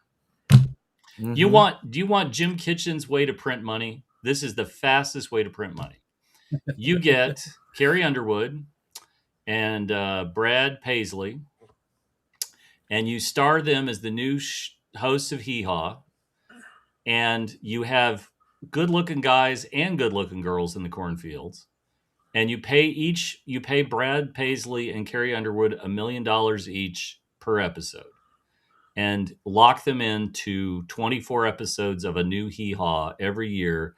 And I will print money and light cigars on fire with $100 bills because it would just go.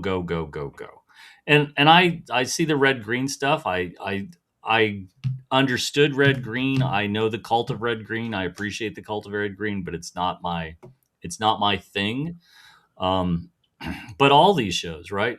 And again, I remember Hee Haw as being a lot of fun, but nostalgia is a hell of a drug.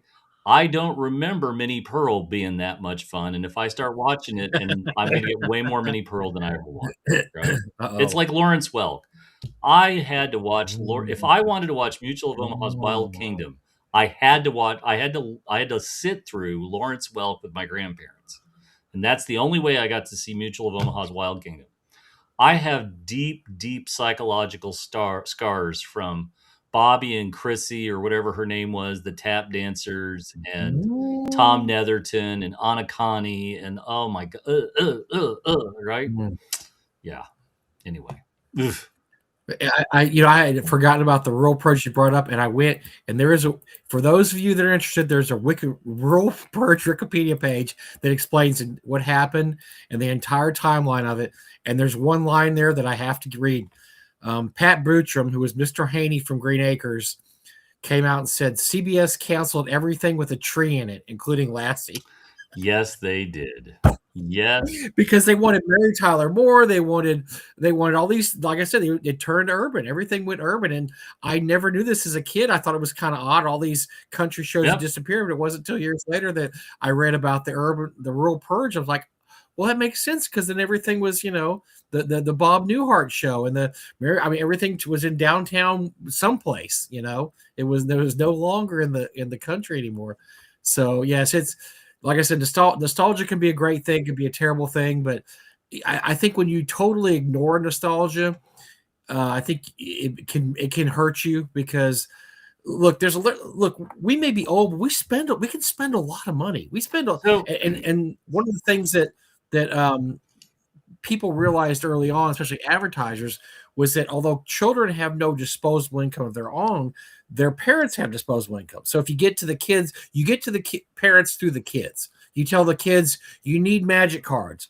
The kid goes to their mom, I need magic cards. Okay, here's $100. Go buy some magic cards. So that's the way a lot of these companies deal with it now. Is they use the parent as the bank, and the kids are the withdrawal from the bank. The kids are taking the money out.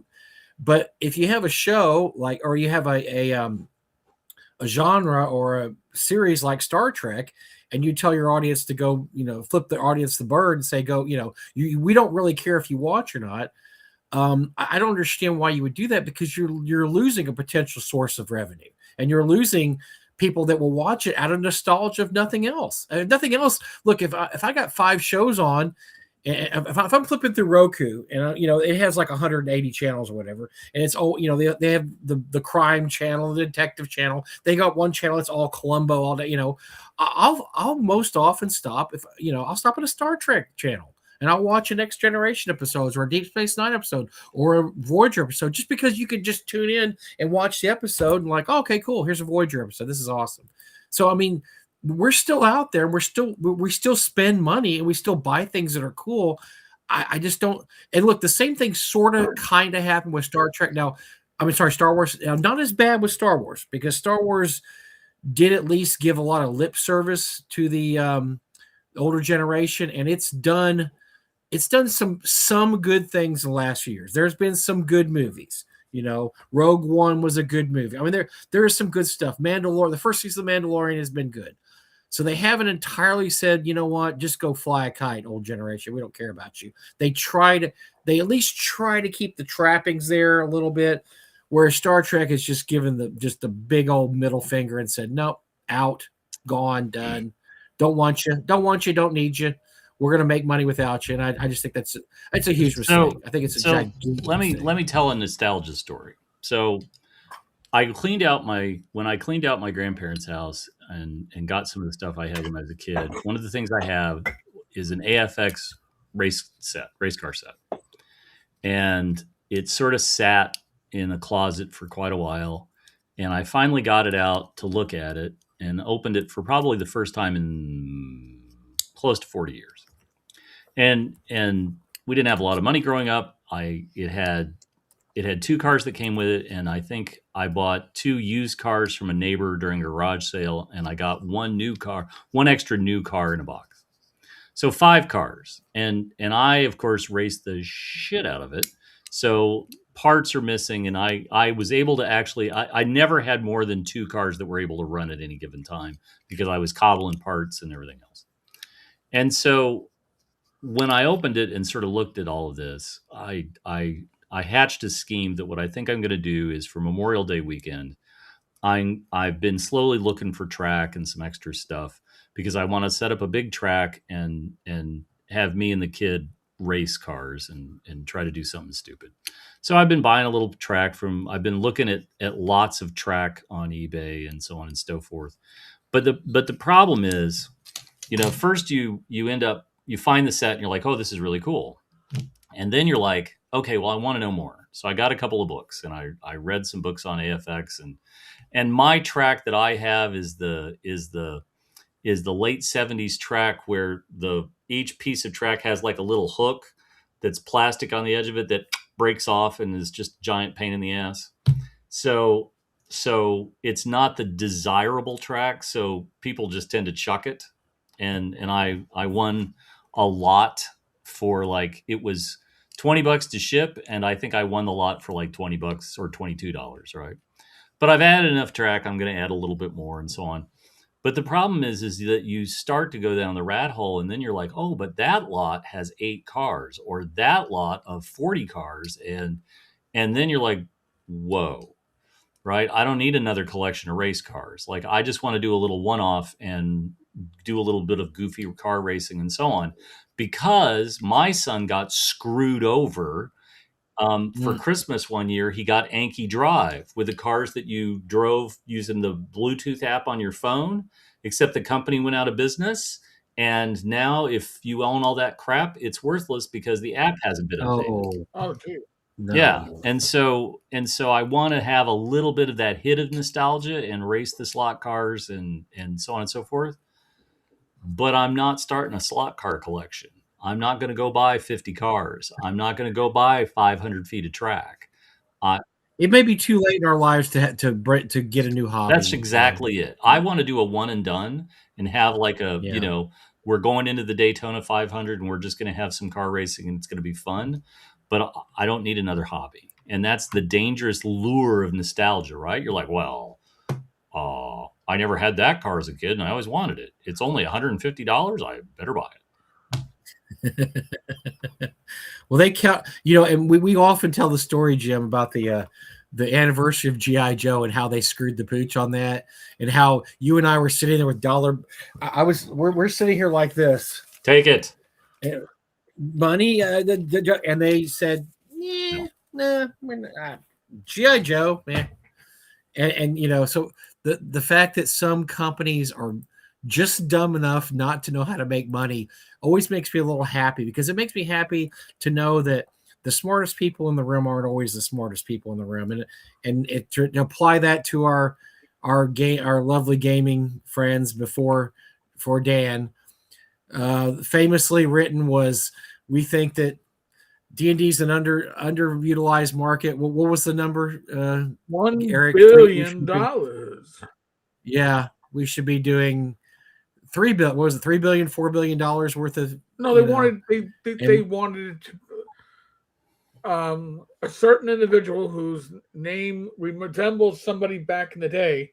She wanted that it was a D&D was a $1 billion IP. Mm-hmm. And I guess if everything was, I don't know, Baldur's Gate 3 every year, maybe it would be. If you had a Baldur's Gate 3 every year, that's obtainable. And a D&D movie every year that actually made money, that would be attainable. But that was wishful thinking. And once again, to get to this magical number, they decide to jettison the old fans by saying, this OGL stuff might be cutting into our bottom line. So let me tell you about the greatest thing I've read about in a while. There's a guy who posts in one of the cast iron groups, cast iron skillets and so on. So he drives around Nashville's nicer neighborhoods the night before trash pickup. So like he goes someplace on Sunday night, Monday, Tuesday, Wednesday, Thursday nights. And he has a buddy, and he and his buddy drive around, and they look for he's looking for cast iron, and his buddy is looking for KitchenAid mixers. That's it. Now, if there's something really special, they'll grab it, but that's what their primary goal is. And he averages between 20 and 30 pieces of cast iron a week, and his buddy averages 1, 2, maybe 3 KitchenAid mixers a week. And so the guy with the cast iron has a giant electrolysis tank, and he strips them, reseasons them, and sells them, and this is his retirement business. His buddy takes the KitchenAid mixers, and if you don't know this, KitchenAid, when they make your mixer, they take a big dollop of grease, and over time it solidifies, and the longer you let your KitchenAid mixer sit, the better the odds are that it's going to gum up. But these are people who make so much money that they just put the $500 mixer out on the curb and they just go buy another mixer. And so what he does is he takes them home, he opens them up, he strips the gears of all the bad grease, he gets it all working, he regreases them, and then he turns around and flips these.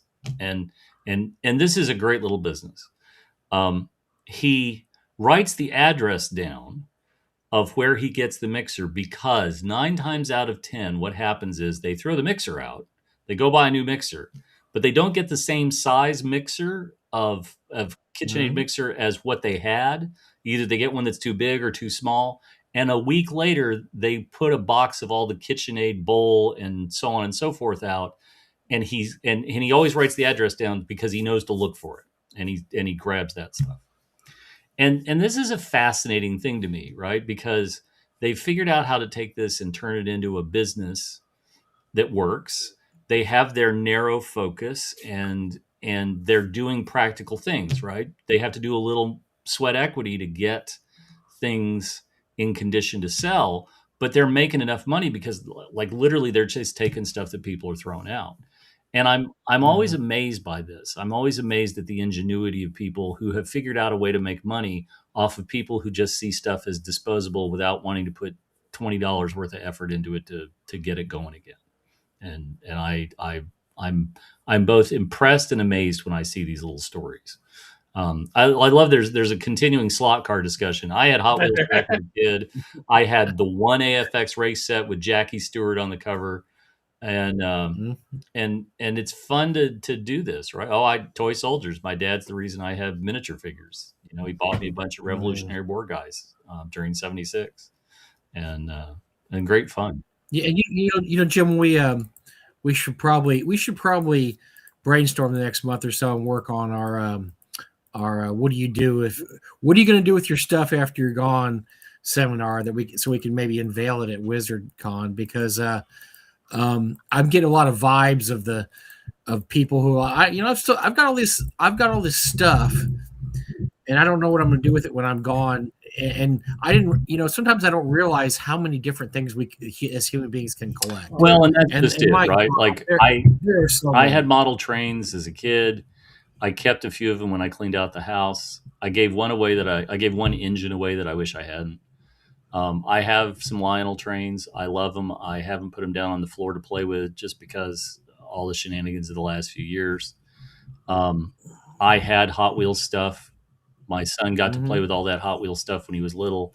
I've got it carefully packed away so that when he has kids someday, those kids can play with all that Hot Wheels stuff. I don't want to have like lots and lots of collections. I have stuff that I've treasured my whole life that I've kept, but I've never bought to collect. I've bought because I've loved it, and that's a big difference between that people just don't understand. I think people don't think about all that stuff, but I am very conscious of, if I keel over, I don't want this stuff to just go in a dumpster. And I also have a lot of stuff that I could start letting go of now. I've said before on this. Oh, sure. I've said before on the show that I have 3 big miniature boards left in my life. I want to do an Old West Town. I want to do a big Necromunda, and I have one other that I haven't quite fully realized yet, but I want to do. I have a ton of woodworking stuff. My time to woodwork has become. I've lost a lot of the woodworking time that I'd like to do, but I still have some woodworking projects in me that I want to tackle before I die, and before I sell off all of my tools. And I think these are sensible goals, right?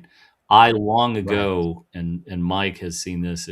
I really don't bid on a lot of stuff at auctions to win, because I don't need it and I don't want it. If I want to read an old module, God help me, there are PDFs on the internet, and I can read those. Of almost everything. Yes, things you don't even think are out there. That's right. Yes, so I'm the same way, Jim. As you notice, I rarely, if ever, bid. I'll bid on something if I just think it's one of those. God, that's just going for too low. It's just going for too little. I gotta bid it because this is just going to be a crime if it goes. It's worth $500. It's going for $50. It's going to be a crime. That's how I bid. I don't rarely bid on anything because God help me, I'm like you guys. I have so much stuff that's, I have posters still in the round little poster container, probably 50 of those that aren't framed. I got so much stuff that at a certain point you have to say no mas, right, and just say, look, I collected. It was a good life. I collected a lot of great stuff, but it's either time to let somebody else enjoy it who might actually enjoy it and might not leave it in a box like I have for the last 20 years. Yes. Scale Electric. My wife brought in Scale Electric.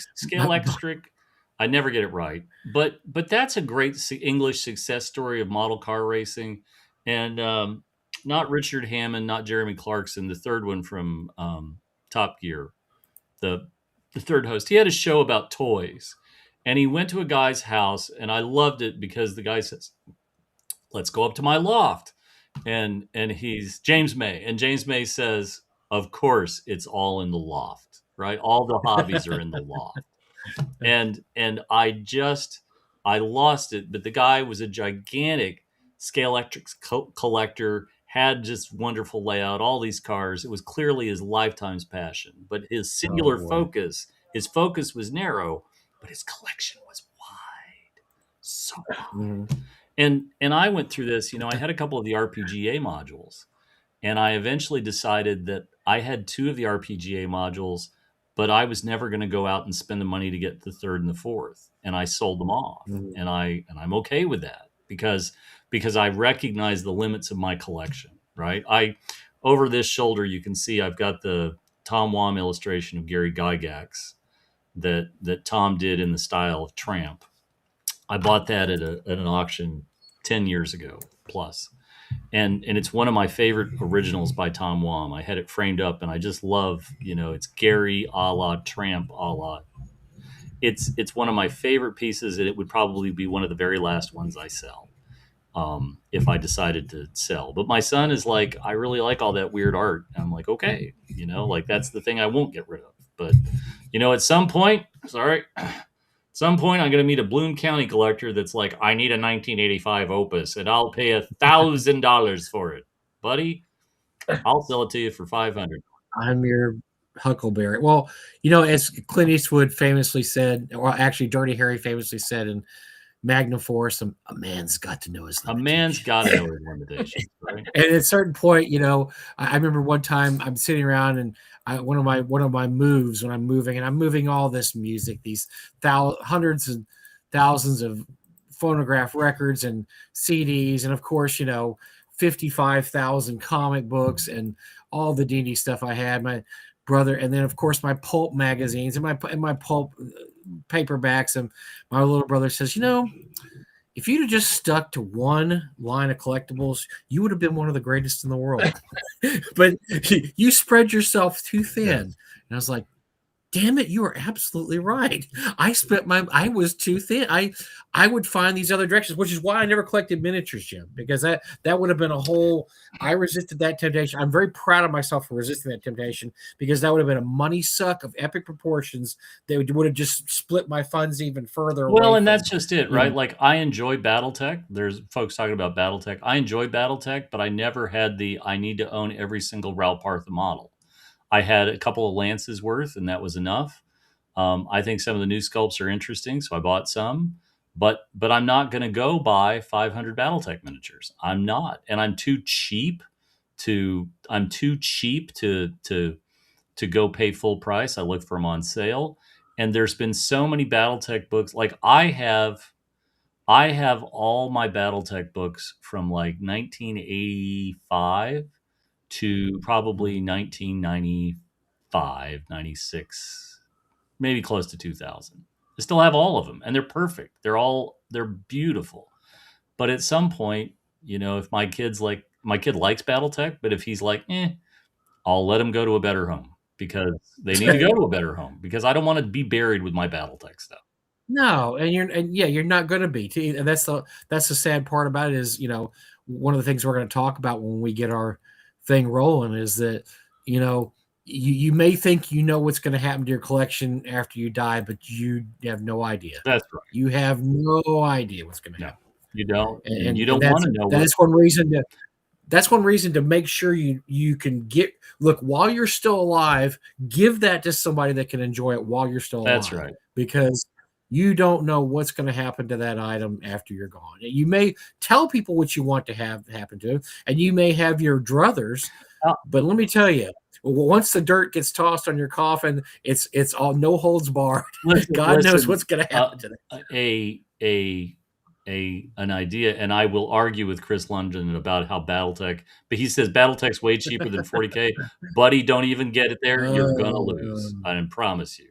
So my point to that is, um, it your wishes for after you're dead are like a birth plan. And the moment the first labor pain starts, the birth plan goes out the window. And the moment you drop dead, the plan goes out the window. And that's okay. It's all right. But that's why oversee the dispensation of your collection while you can before you lose the power to do so. And we'll talk about that more. Um, No, it did. I think I know the show started off heavy, and I'm very glad to have sort of gotten back to a better place with all this. I think, Jim, that's why we're here. yeah, We're here to share that kind of stuff. I think, I think, I think the best way to end this sort of part of the discussion is just I always remember what my dad said, that no matter what, there are two phases to life. There is accumulation and there is dispersal. And you would rather be in charge of dispersal than someone else. And I say that because I inherited my father's collections. I inherited his British military collection, which is monstrous. I inherited his Aladdin lamp collection, which is enormous. And finally, if you don't know what a Toby jug is, Toby jug, a Toby jug, it's a head caricature jug. My father collected political Toby jugs. And I got news for you. Like the first couple are okay, but when the number is more than 300, and so at some point I gotta figure out a way to find new homes for 300 some Toby jugs. Oh my God. And that's okay, right? Sure enough. But I got news for you. If you think the market for Toby jugs is scorching hot, it's not. People. So I watch a lot of collectors shows, and I subscribe to a lot of collectors discords and stuff. And it's funny because every once in a while the subject comes up. Those of you who have had to dispose of your relatives' collectibles, give us the items that you just couldn't get rid of. And inevitably, this one always comes up. They say, who told old people that Hummel's figures are going to be worth something someday? Because my God, there are so many Hummels out there, and you could drape the planet 5 times over in Hummels. And they said all these old people won't get rid of their Hummels collection, and they always leave it in a will to some poor bastard in their family. I left you all my Hummels, and they're like, what am I going to do with these? And they really are pretty much worthless because all the more valuable ones are in some rich guy's collection. Your grandma did not have one of the valuable Hummels. She had the ones everybody had. So I was at the Hallmark store returning the cards, but last week when I was there buying the cards, I saw that there's something in the store, precious something or other, or it's not precious something or other, but it's like something angels or whatever. Oh my! And I said, "Are those the new precious moments? Because they look like they're the new precious moments." And the woman behind the counter goes, "They're the new precious moments." I said, "They're going to be filling landfills for the next 30 years." And she said, "Yep." And I said, "All right." So, but somebody out there has been tricked into thinking that they're collectibles. I'm sorry. I think you just hit the most inappropriate comment of the night. Uh-oh. Well played, Peppermint Pixie. Perhaps we should feature that. I think we should definitely make sure we share that. That is so outside of her usual genre. That is without a doubt the most regrettable mistyping we've had in quite a while. Thank you. Thank you for that, Kim. And you know what? That's a side of you that I didn't see the last. I am glad for other people. I'm both shocked and amazed. Perhaps this is where we segue. This is where we segue to music. This is good. I don't know. I might want to hear Kim go blue some more because remember I worked Hunts Point back in the late 90s. Oh no. Right after they filmed, oh my God. All of Eric's Vice PTSD is now coming back up, right? All right, so we're working on disc 3 of Nuggets 2 now. I got one more. I got 4 discs in all. So this week we hit disc 3. Lots of great bands you've never heard of from the called the Twilights, the Syndicate, you've heard of the Guess Who, the Open Mind, John's Children, Oh my God, the Slaves, Scruggs. I mean, once again, lots of bands you never heard of in the Nuggets too. Yola Tango, Camp Yola Tango. This is a EP. It's got 4 songs on it. They're all extended versions. Unless you're a Yola Tango fan, I'm not going to recommend it. But if you are, this is a great little EP. Acquired taste. Elastica, a great girls punk band from the 90s or the aughts. I believe it was the late 90s. They hit hard. So when this came out, it blew up all over radio. It was crazy. There's a song here, Lineup. Lineup was like number 1. And then they, as bands will, Eric, they got into drugs and infighting. And the band broke up. I think they had one more album they broke up. But the first album, Elastica, if you like bad girl punk, this is what you would buy. And it's really, really good stuff. But yes, another week of Johnny Thunder So Alone. This is his first album. This is probably his best album. Great guitarist from the late 70s. He started out with the New York Dolls, went solo. He did a lot of work. He only had 5 albums in his career because he was into drugs a lot and did a lot of other stuff. But he's a great guitarist. His sound is really raunchy, rough, just loud, noisy. He's just a really great guitarist. And honestly, if you're going to buy one album, just get So Alone. Don't worry about his other stuff. He does a lot of covers of old stuff too, but that's good stuff. And then one of my favorite albums of all time came out in the early 90s. Once again, Teenage Fan Club, Bandwagon-esque. My Money, Teenage Fan Club's best album ever. I think I said this last week. There are very few albums that have been out 30 years that I can still listen to and enjoy every song on there without skipping a couple songs. Like, I just really wanted to hear track 3 and track 5. This is one of those I listened all the way through every time, and I could also listen to it every year and put it on there. I never get tired of this album. If you ever want to hear some really, really good UK early, I don't know what they called this music. It was in the early 90s. There was a name. I'll find out the name for next time. There's a name they used to call these bands. Stone Roses was a band like that. The Manic Mondays. There was a bunch of bands. Right. I can't remember the Sundays. And yeah, the Sundays. It was a genre. Rockets and one of the best ones. It's one of the best ones. Was Teenage Fan Club, Bandwagon-esque. Great album. Jim, what do you got for us movie wise? Well, I decided to go a different route this week. And so normally I talk movies and people roll their eyes and get bored. So I wanted to talk about 2 television shows. So I'm a big believer in great television shows. Like I've talked about how I love Frasier because Frasier's actually written like a stage play. It's not written like, a situational comedy. One of the best written comedies of all time, by the way. So I will throw out 2 TV shows that everybody should watch. Like I genuinely think everybody should watch. So let's start with That 70s Show. And so making sure I turn it right. So this is the full collection box that's available. The problem with That 70s Show has the problem of WKRP in Cincinnati, where they aired originally with music that then they struggled to get all the licensing rights when they went to syndication. And so there's a lot of conflicting stories that there were single season DVD sets. Then there's been a couple of collection sets like this where it collects all the seasons. But so there's like all 8 seasons in a box. I'm sorry. There's all 8 seasons in a box. But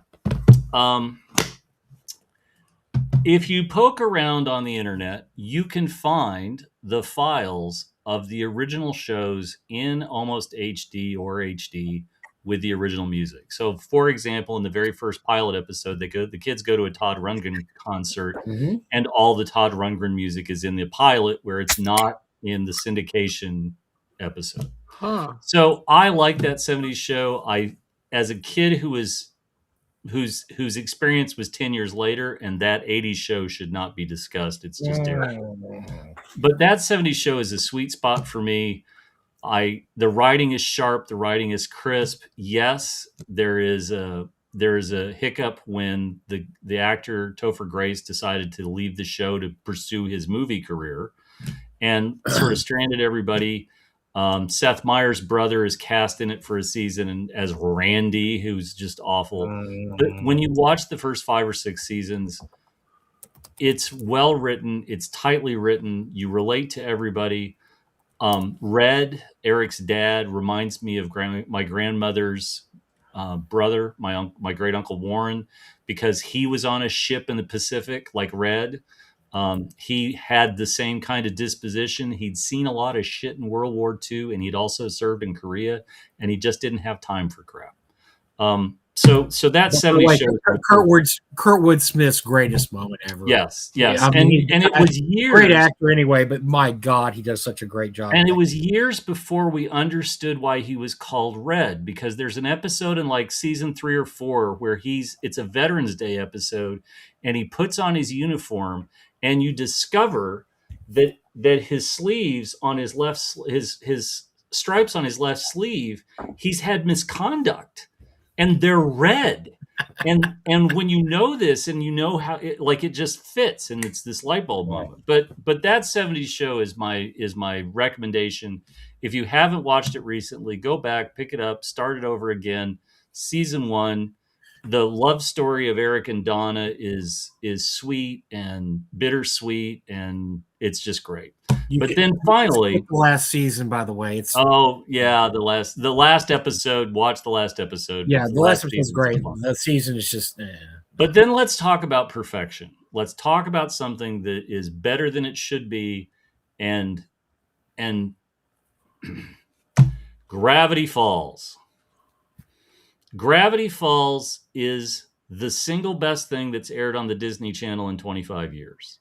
And so Alex Hirsch went to Disney. He had the idea and said, I've got this idea and this is what I want to do. And Disney was like, we'll give you the first year. We'll see how it goes. And it explodes. And any single person watching this show should be watching Gravity Falls or should watch all of Gravity Falls, because when it gets going, like the first couple of episodes, you don't quite understand, but then it takes off.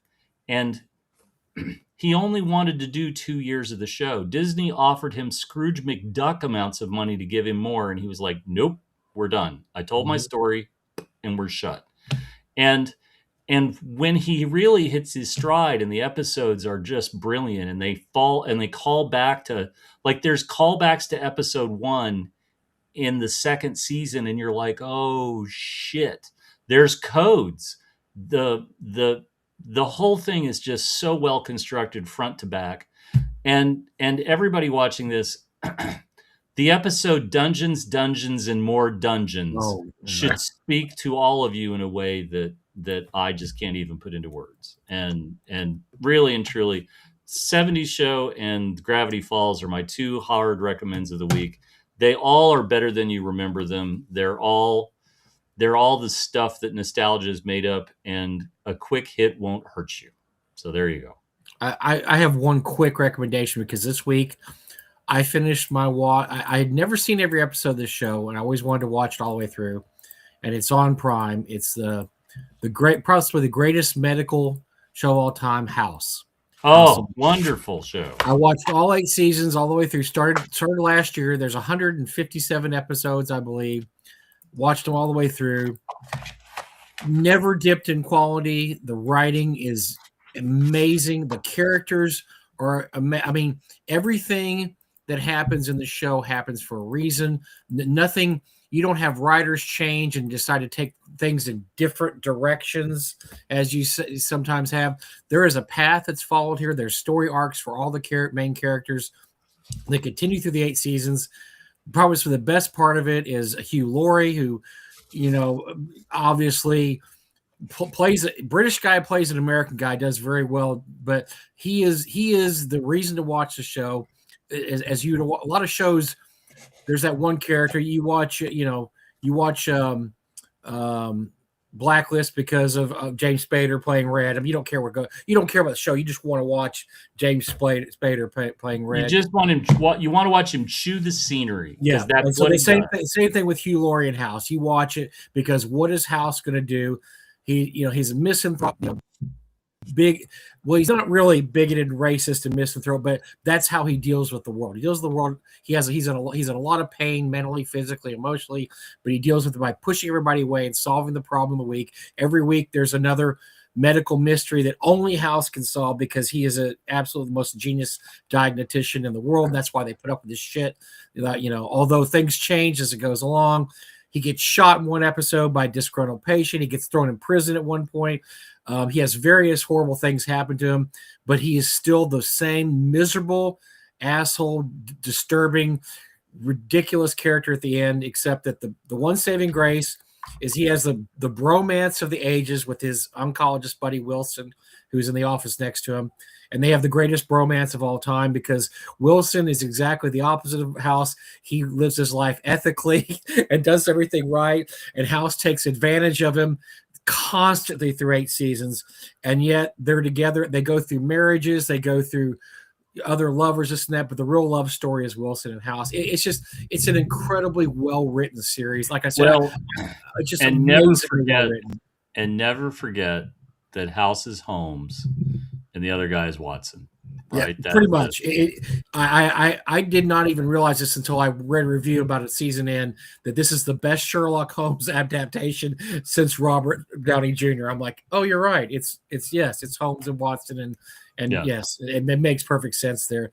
Misanthropic genius, and of course his more affable mate. But I finished it last week, and it was very emotional. The last couple episodes are very emotional. I won't go any spoilers here in case you want to watch it, but it's very emotional, and it ends as it should end. And it just, it ran from 2004 to 2012, or I'm sorry, 2004 to 2012. Yeah, 12. And they just don't make shows like that anymore. Yeah. I look for really well-written shows on television. I'm sorry, guys. I don't come up with anything. I don't come up with anything that's just well-written. And it's interesting in the chat, several people have been talking. Bill Lawrence, that's behind Scrubs. I would say that Scrubs was hit or miss. There are great episodes, but then there are some that are just clocking in. And this is somebody saying it who literally, like 3 feet over to my left, I have several seasons of Scrubs waiting to burn for my server.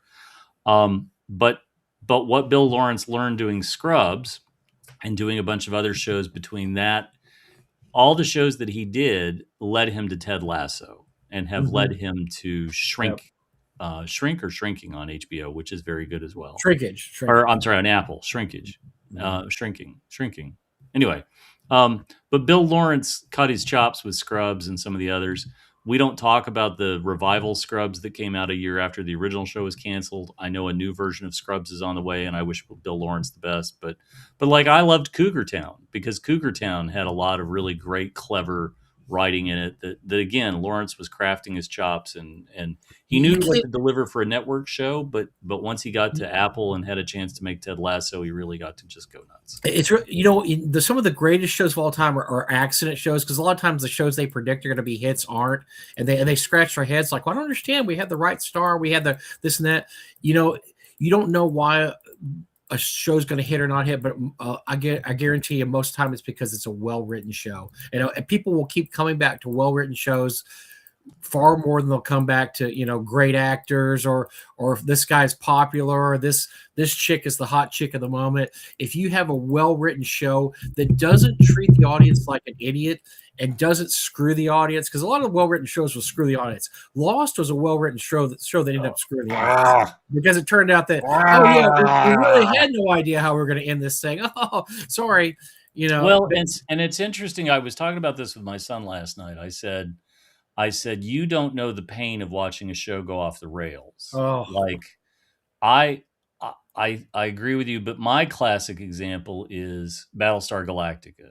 Oh, the remake of Battlestar Galactica with 2, maybe 3 really great gut punch episodes. The Galactica maneuver. There isn't anybody who watched the show that doesn't remember when Adama decided to just crash into the atmosphere, launch the Vipers, and then jump out. Like an Atmo jump. What the hell? And then by season 4, they had run out of great ideas. They had no idea how to stick the landing.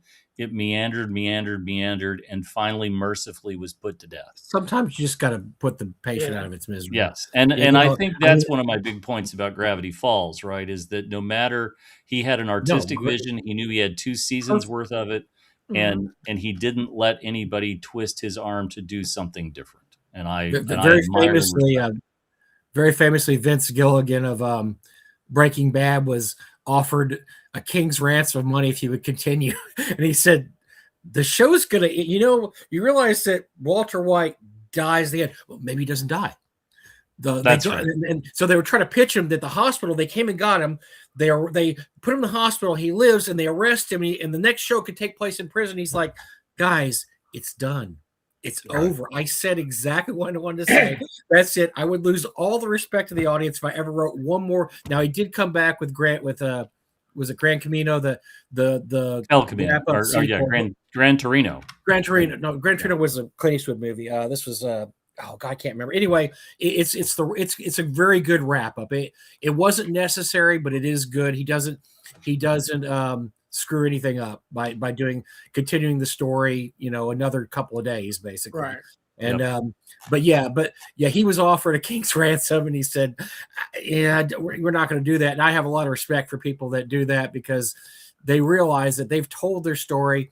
It's done. Anything else is an insult to the intelligence of the public that made them big to begin with. And so I have a lot of respect for those people that say, "Look, we're going to do whatever, 3 seasons, 5 seasons, 4 seasons, and that's it."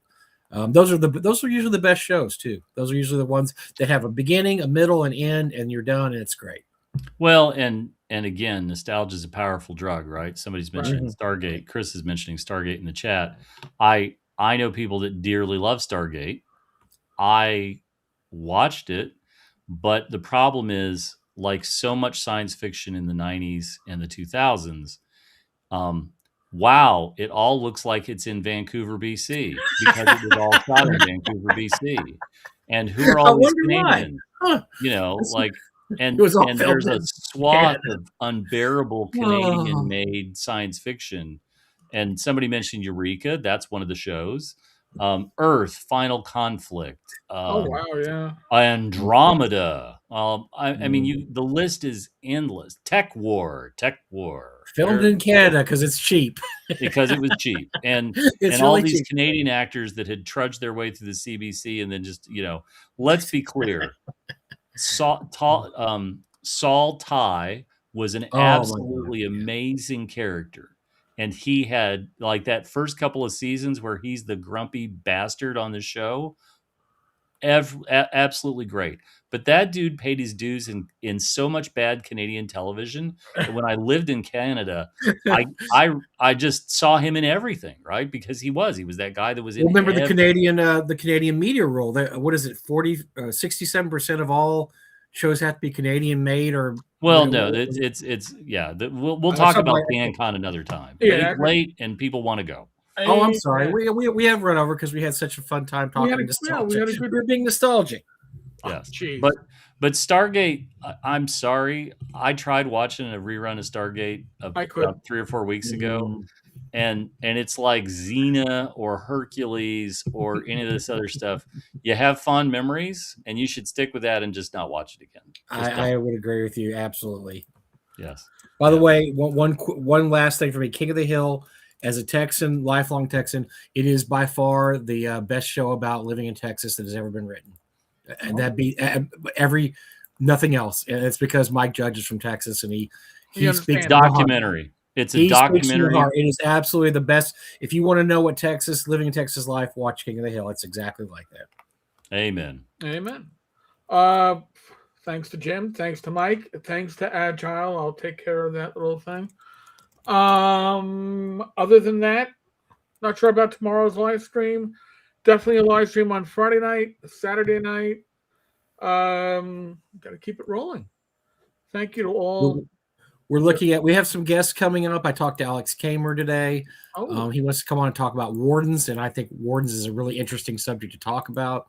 That's his late play league at conventions. And we have a few other people just on the back burner. I'm waiting to hear back from them. So we'll have some special guests coming up. Very cool. All right, folks. As always, catch you later. Be safe.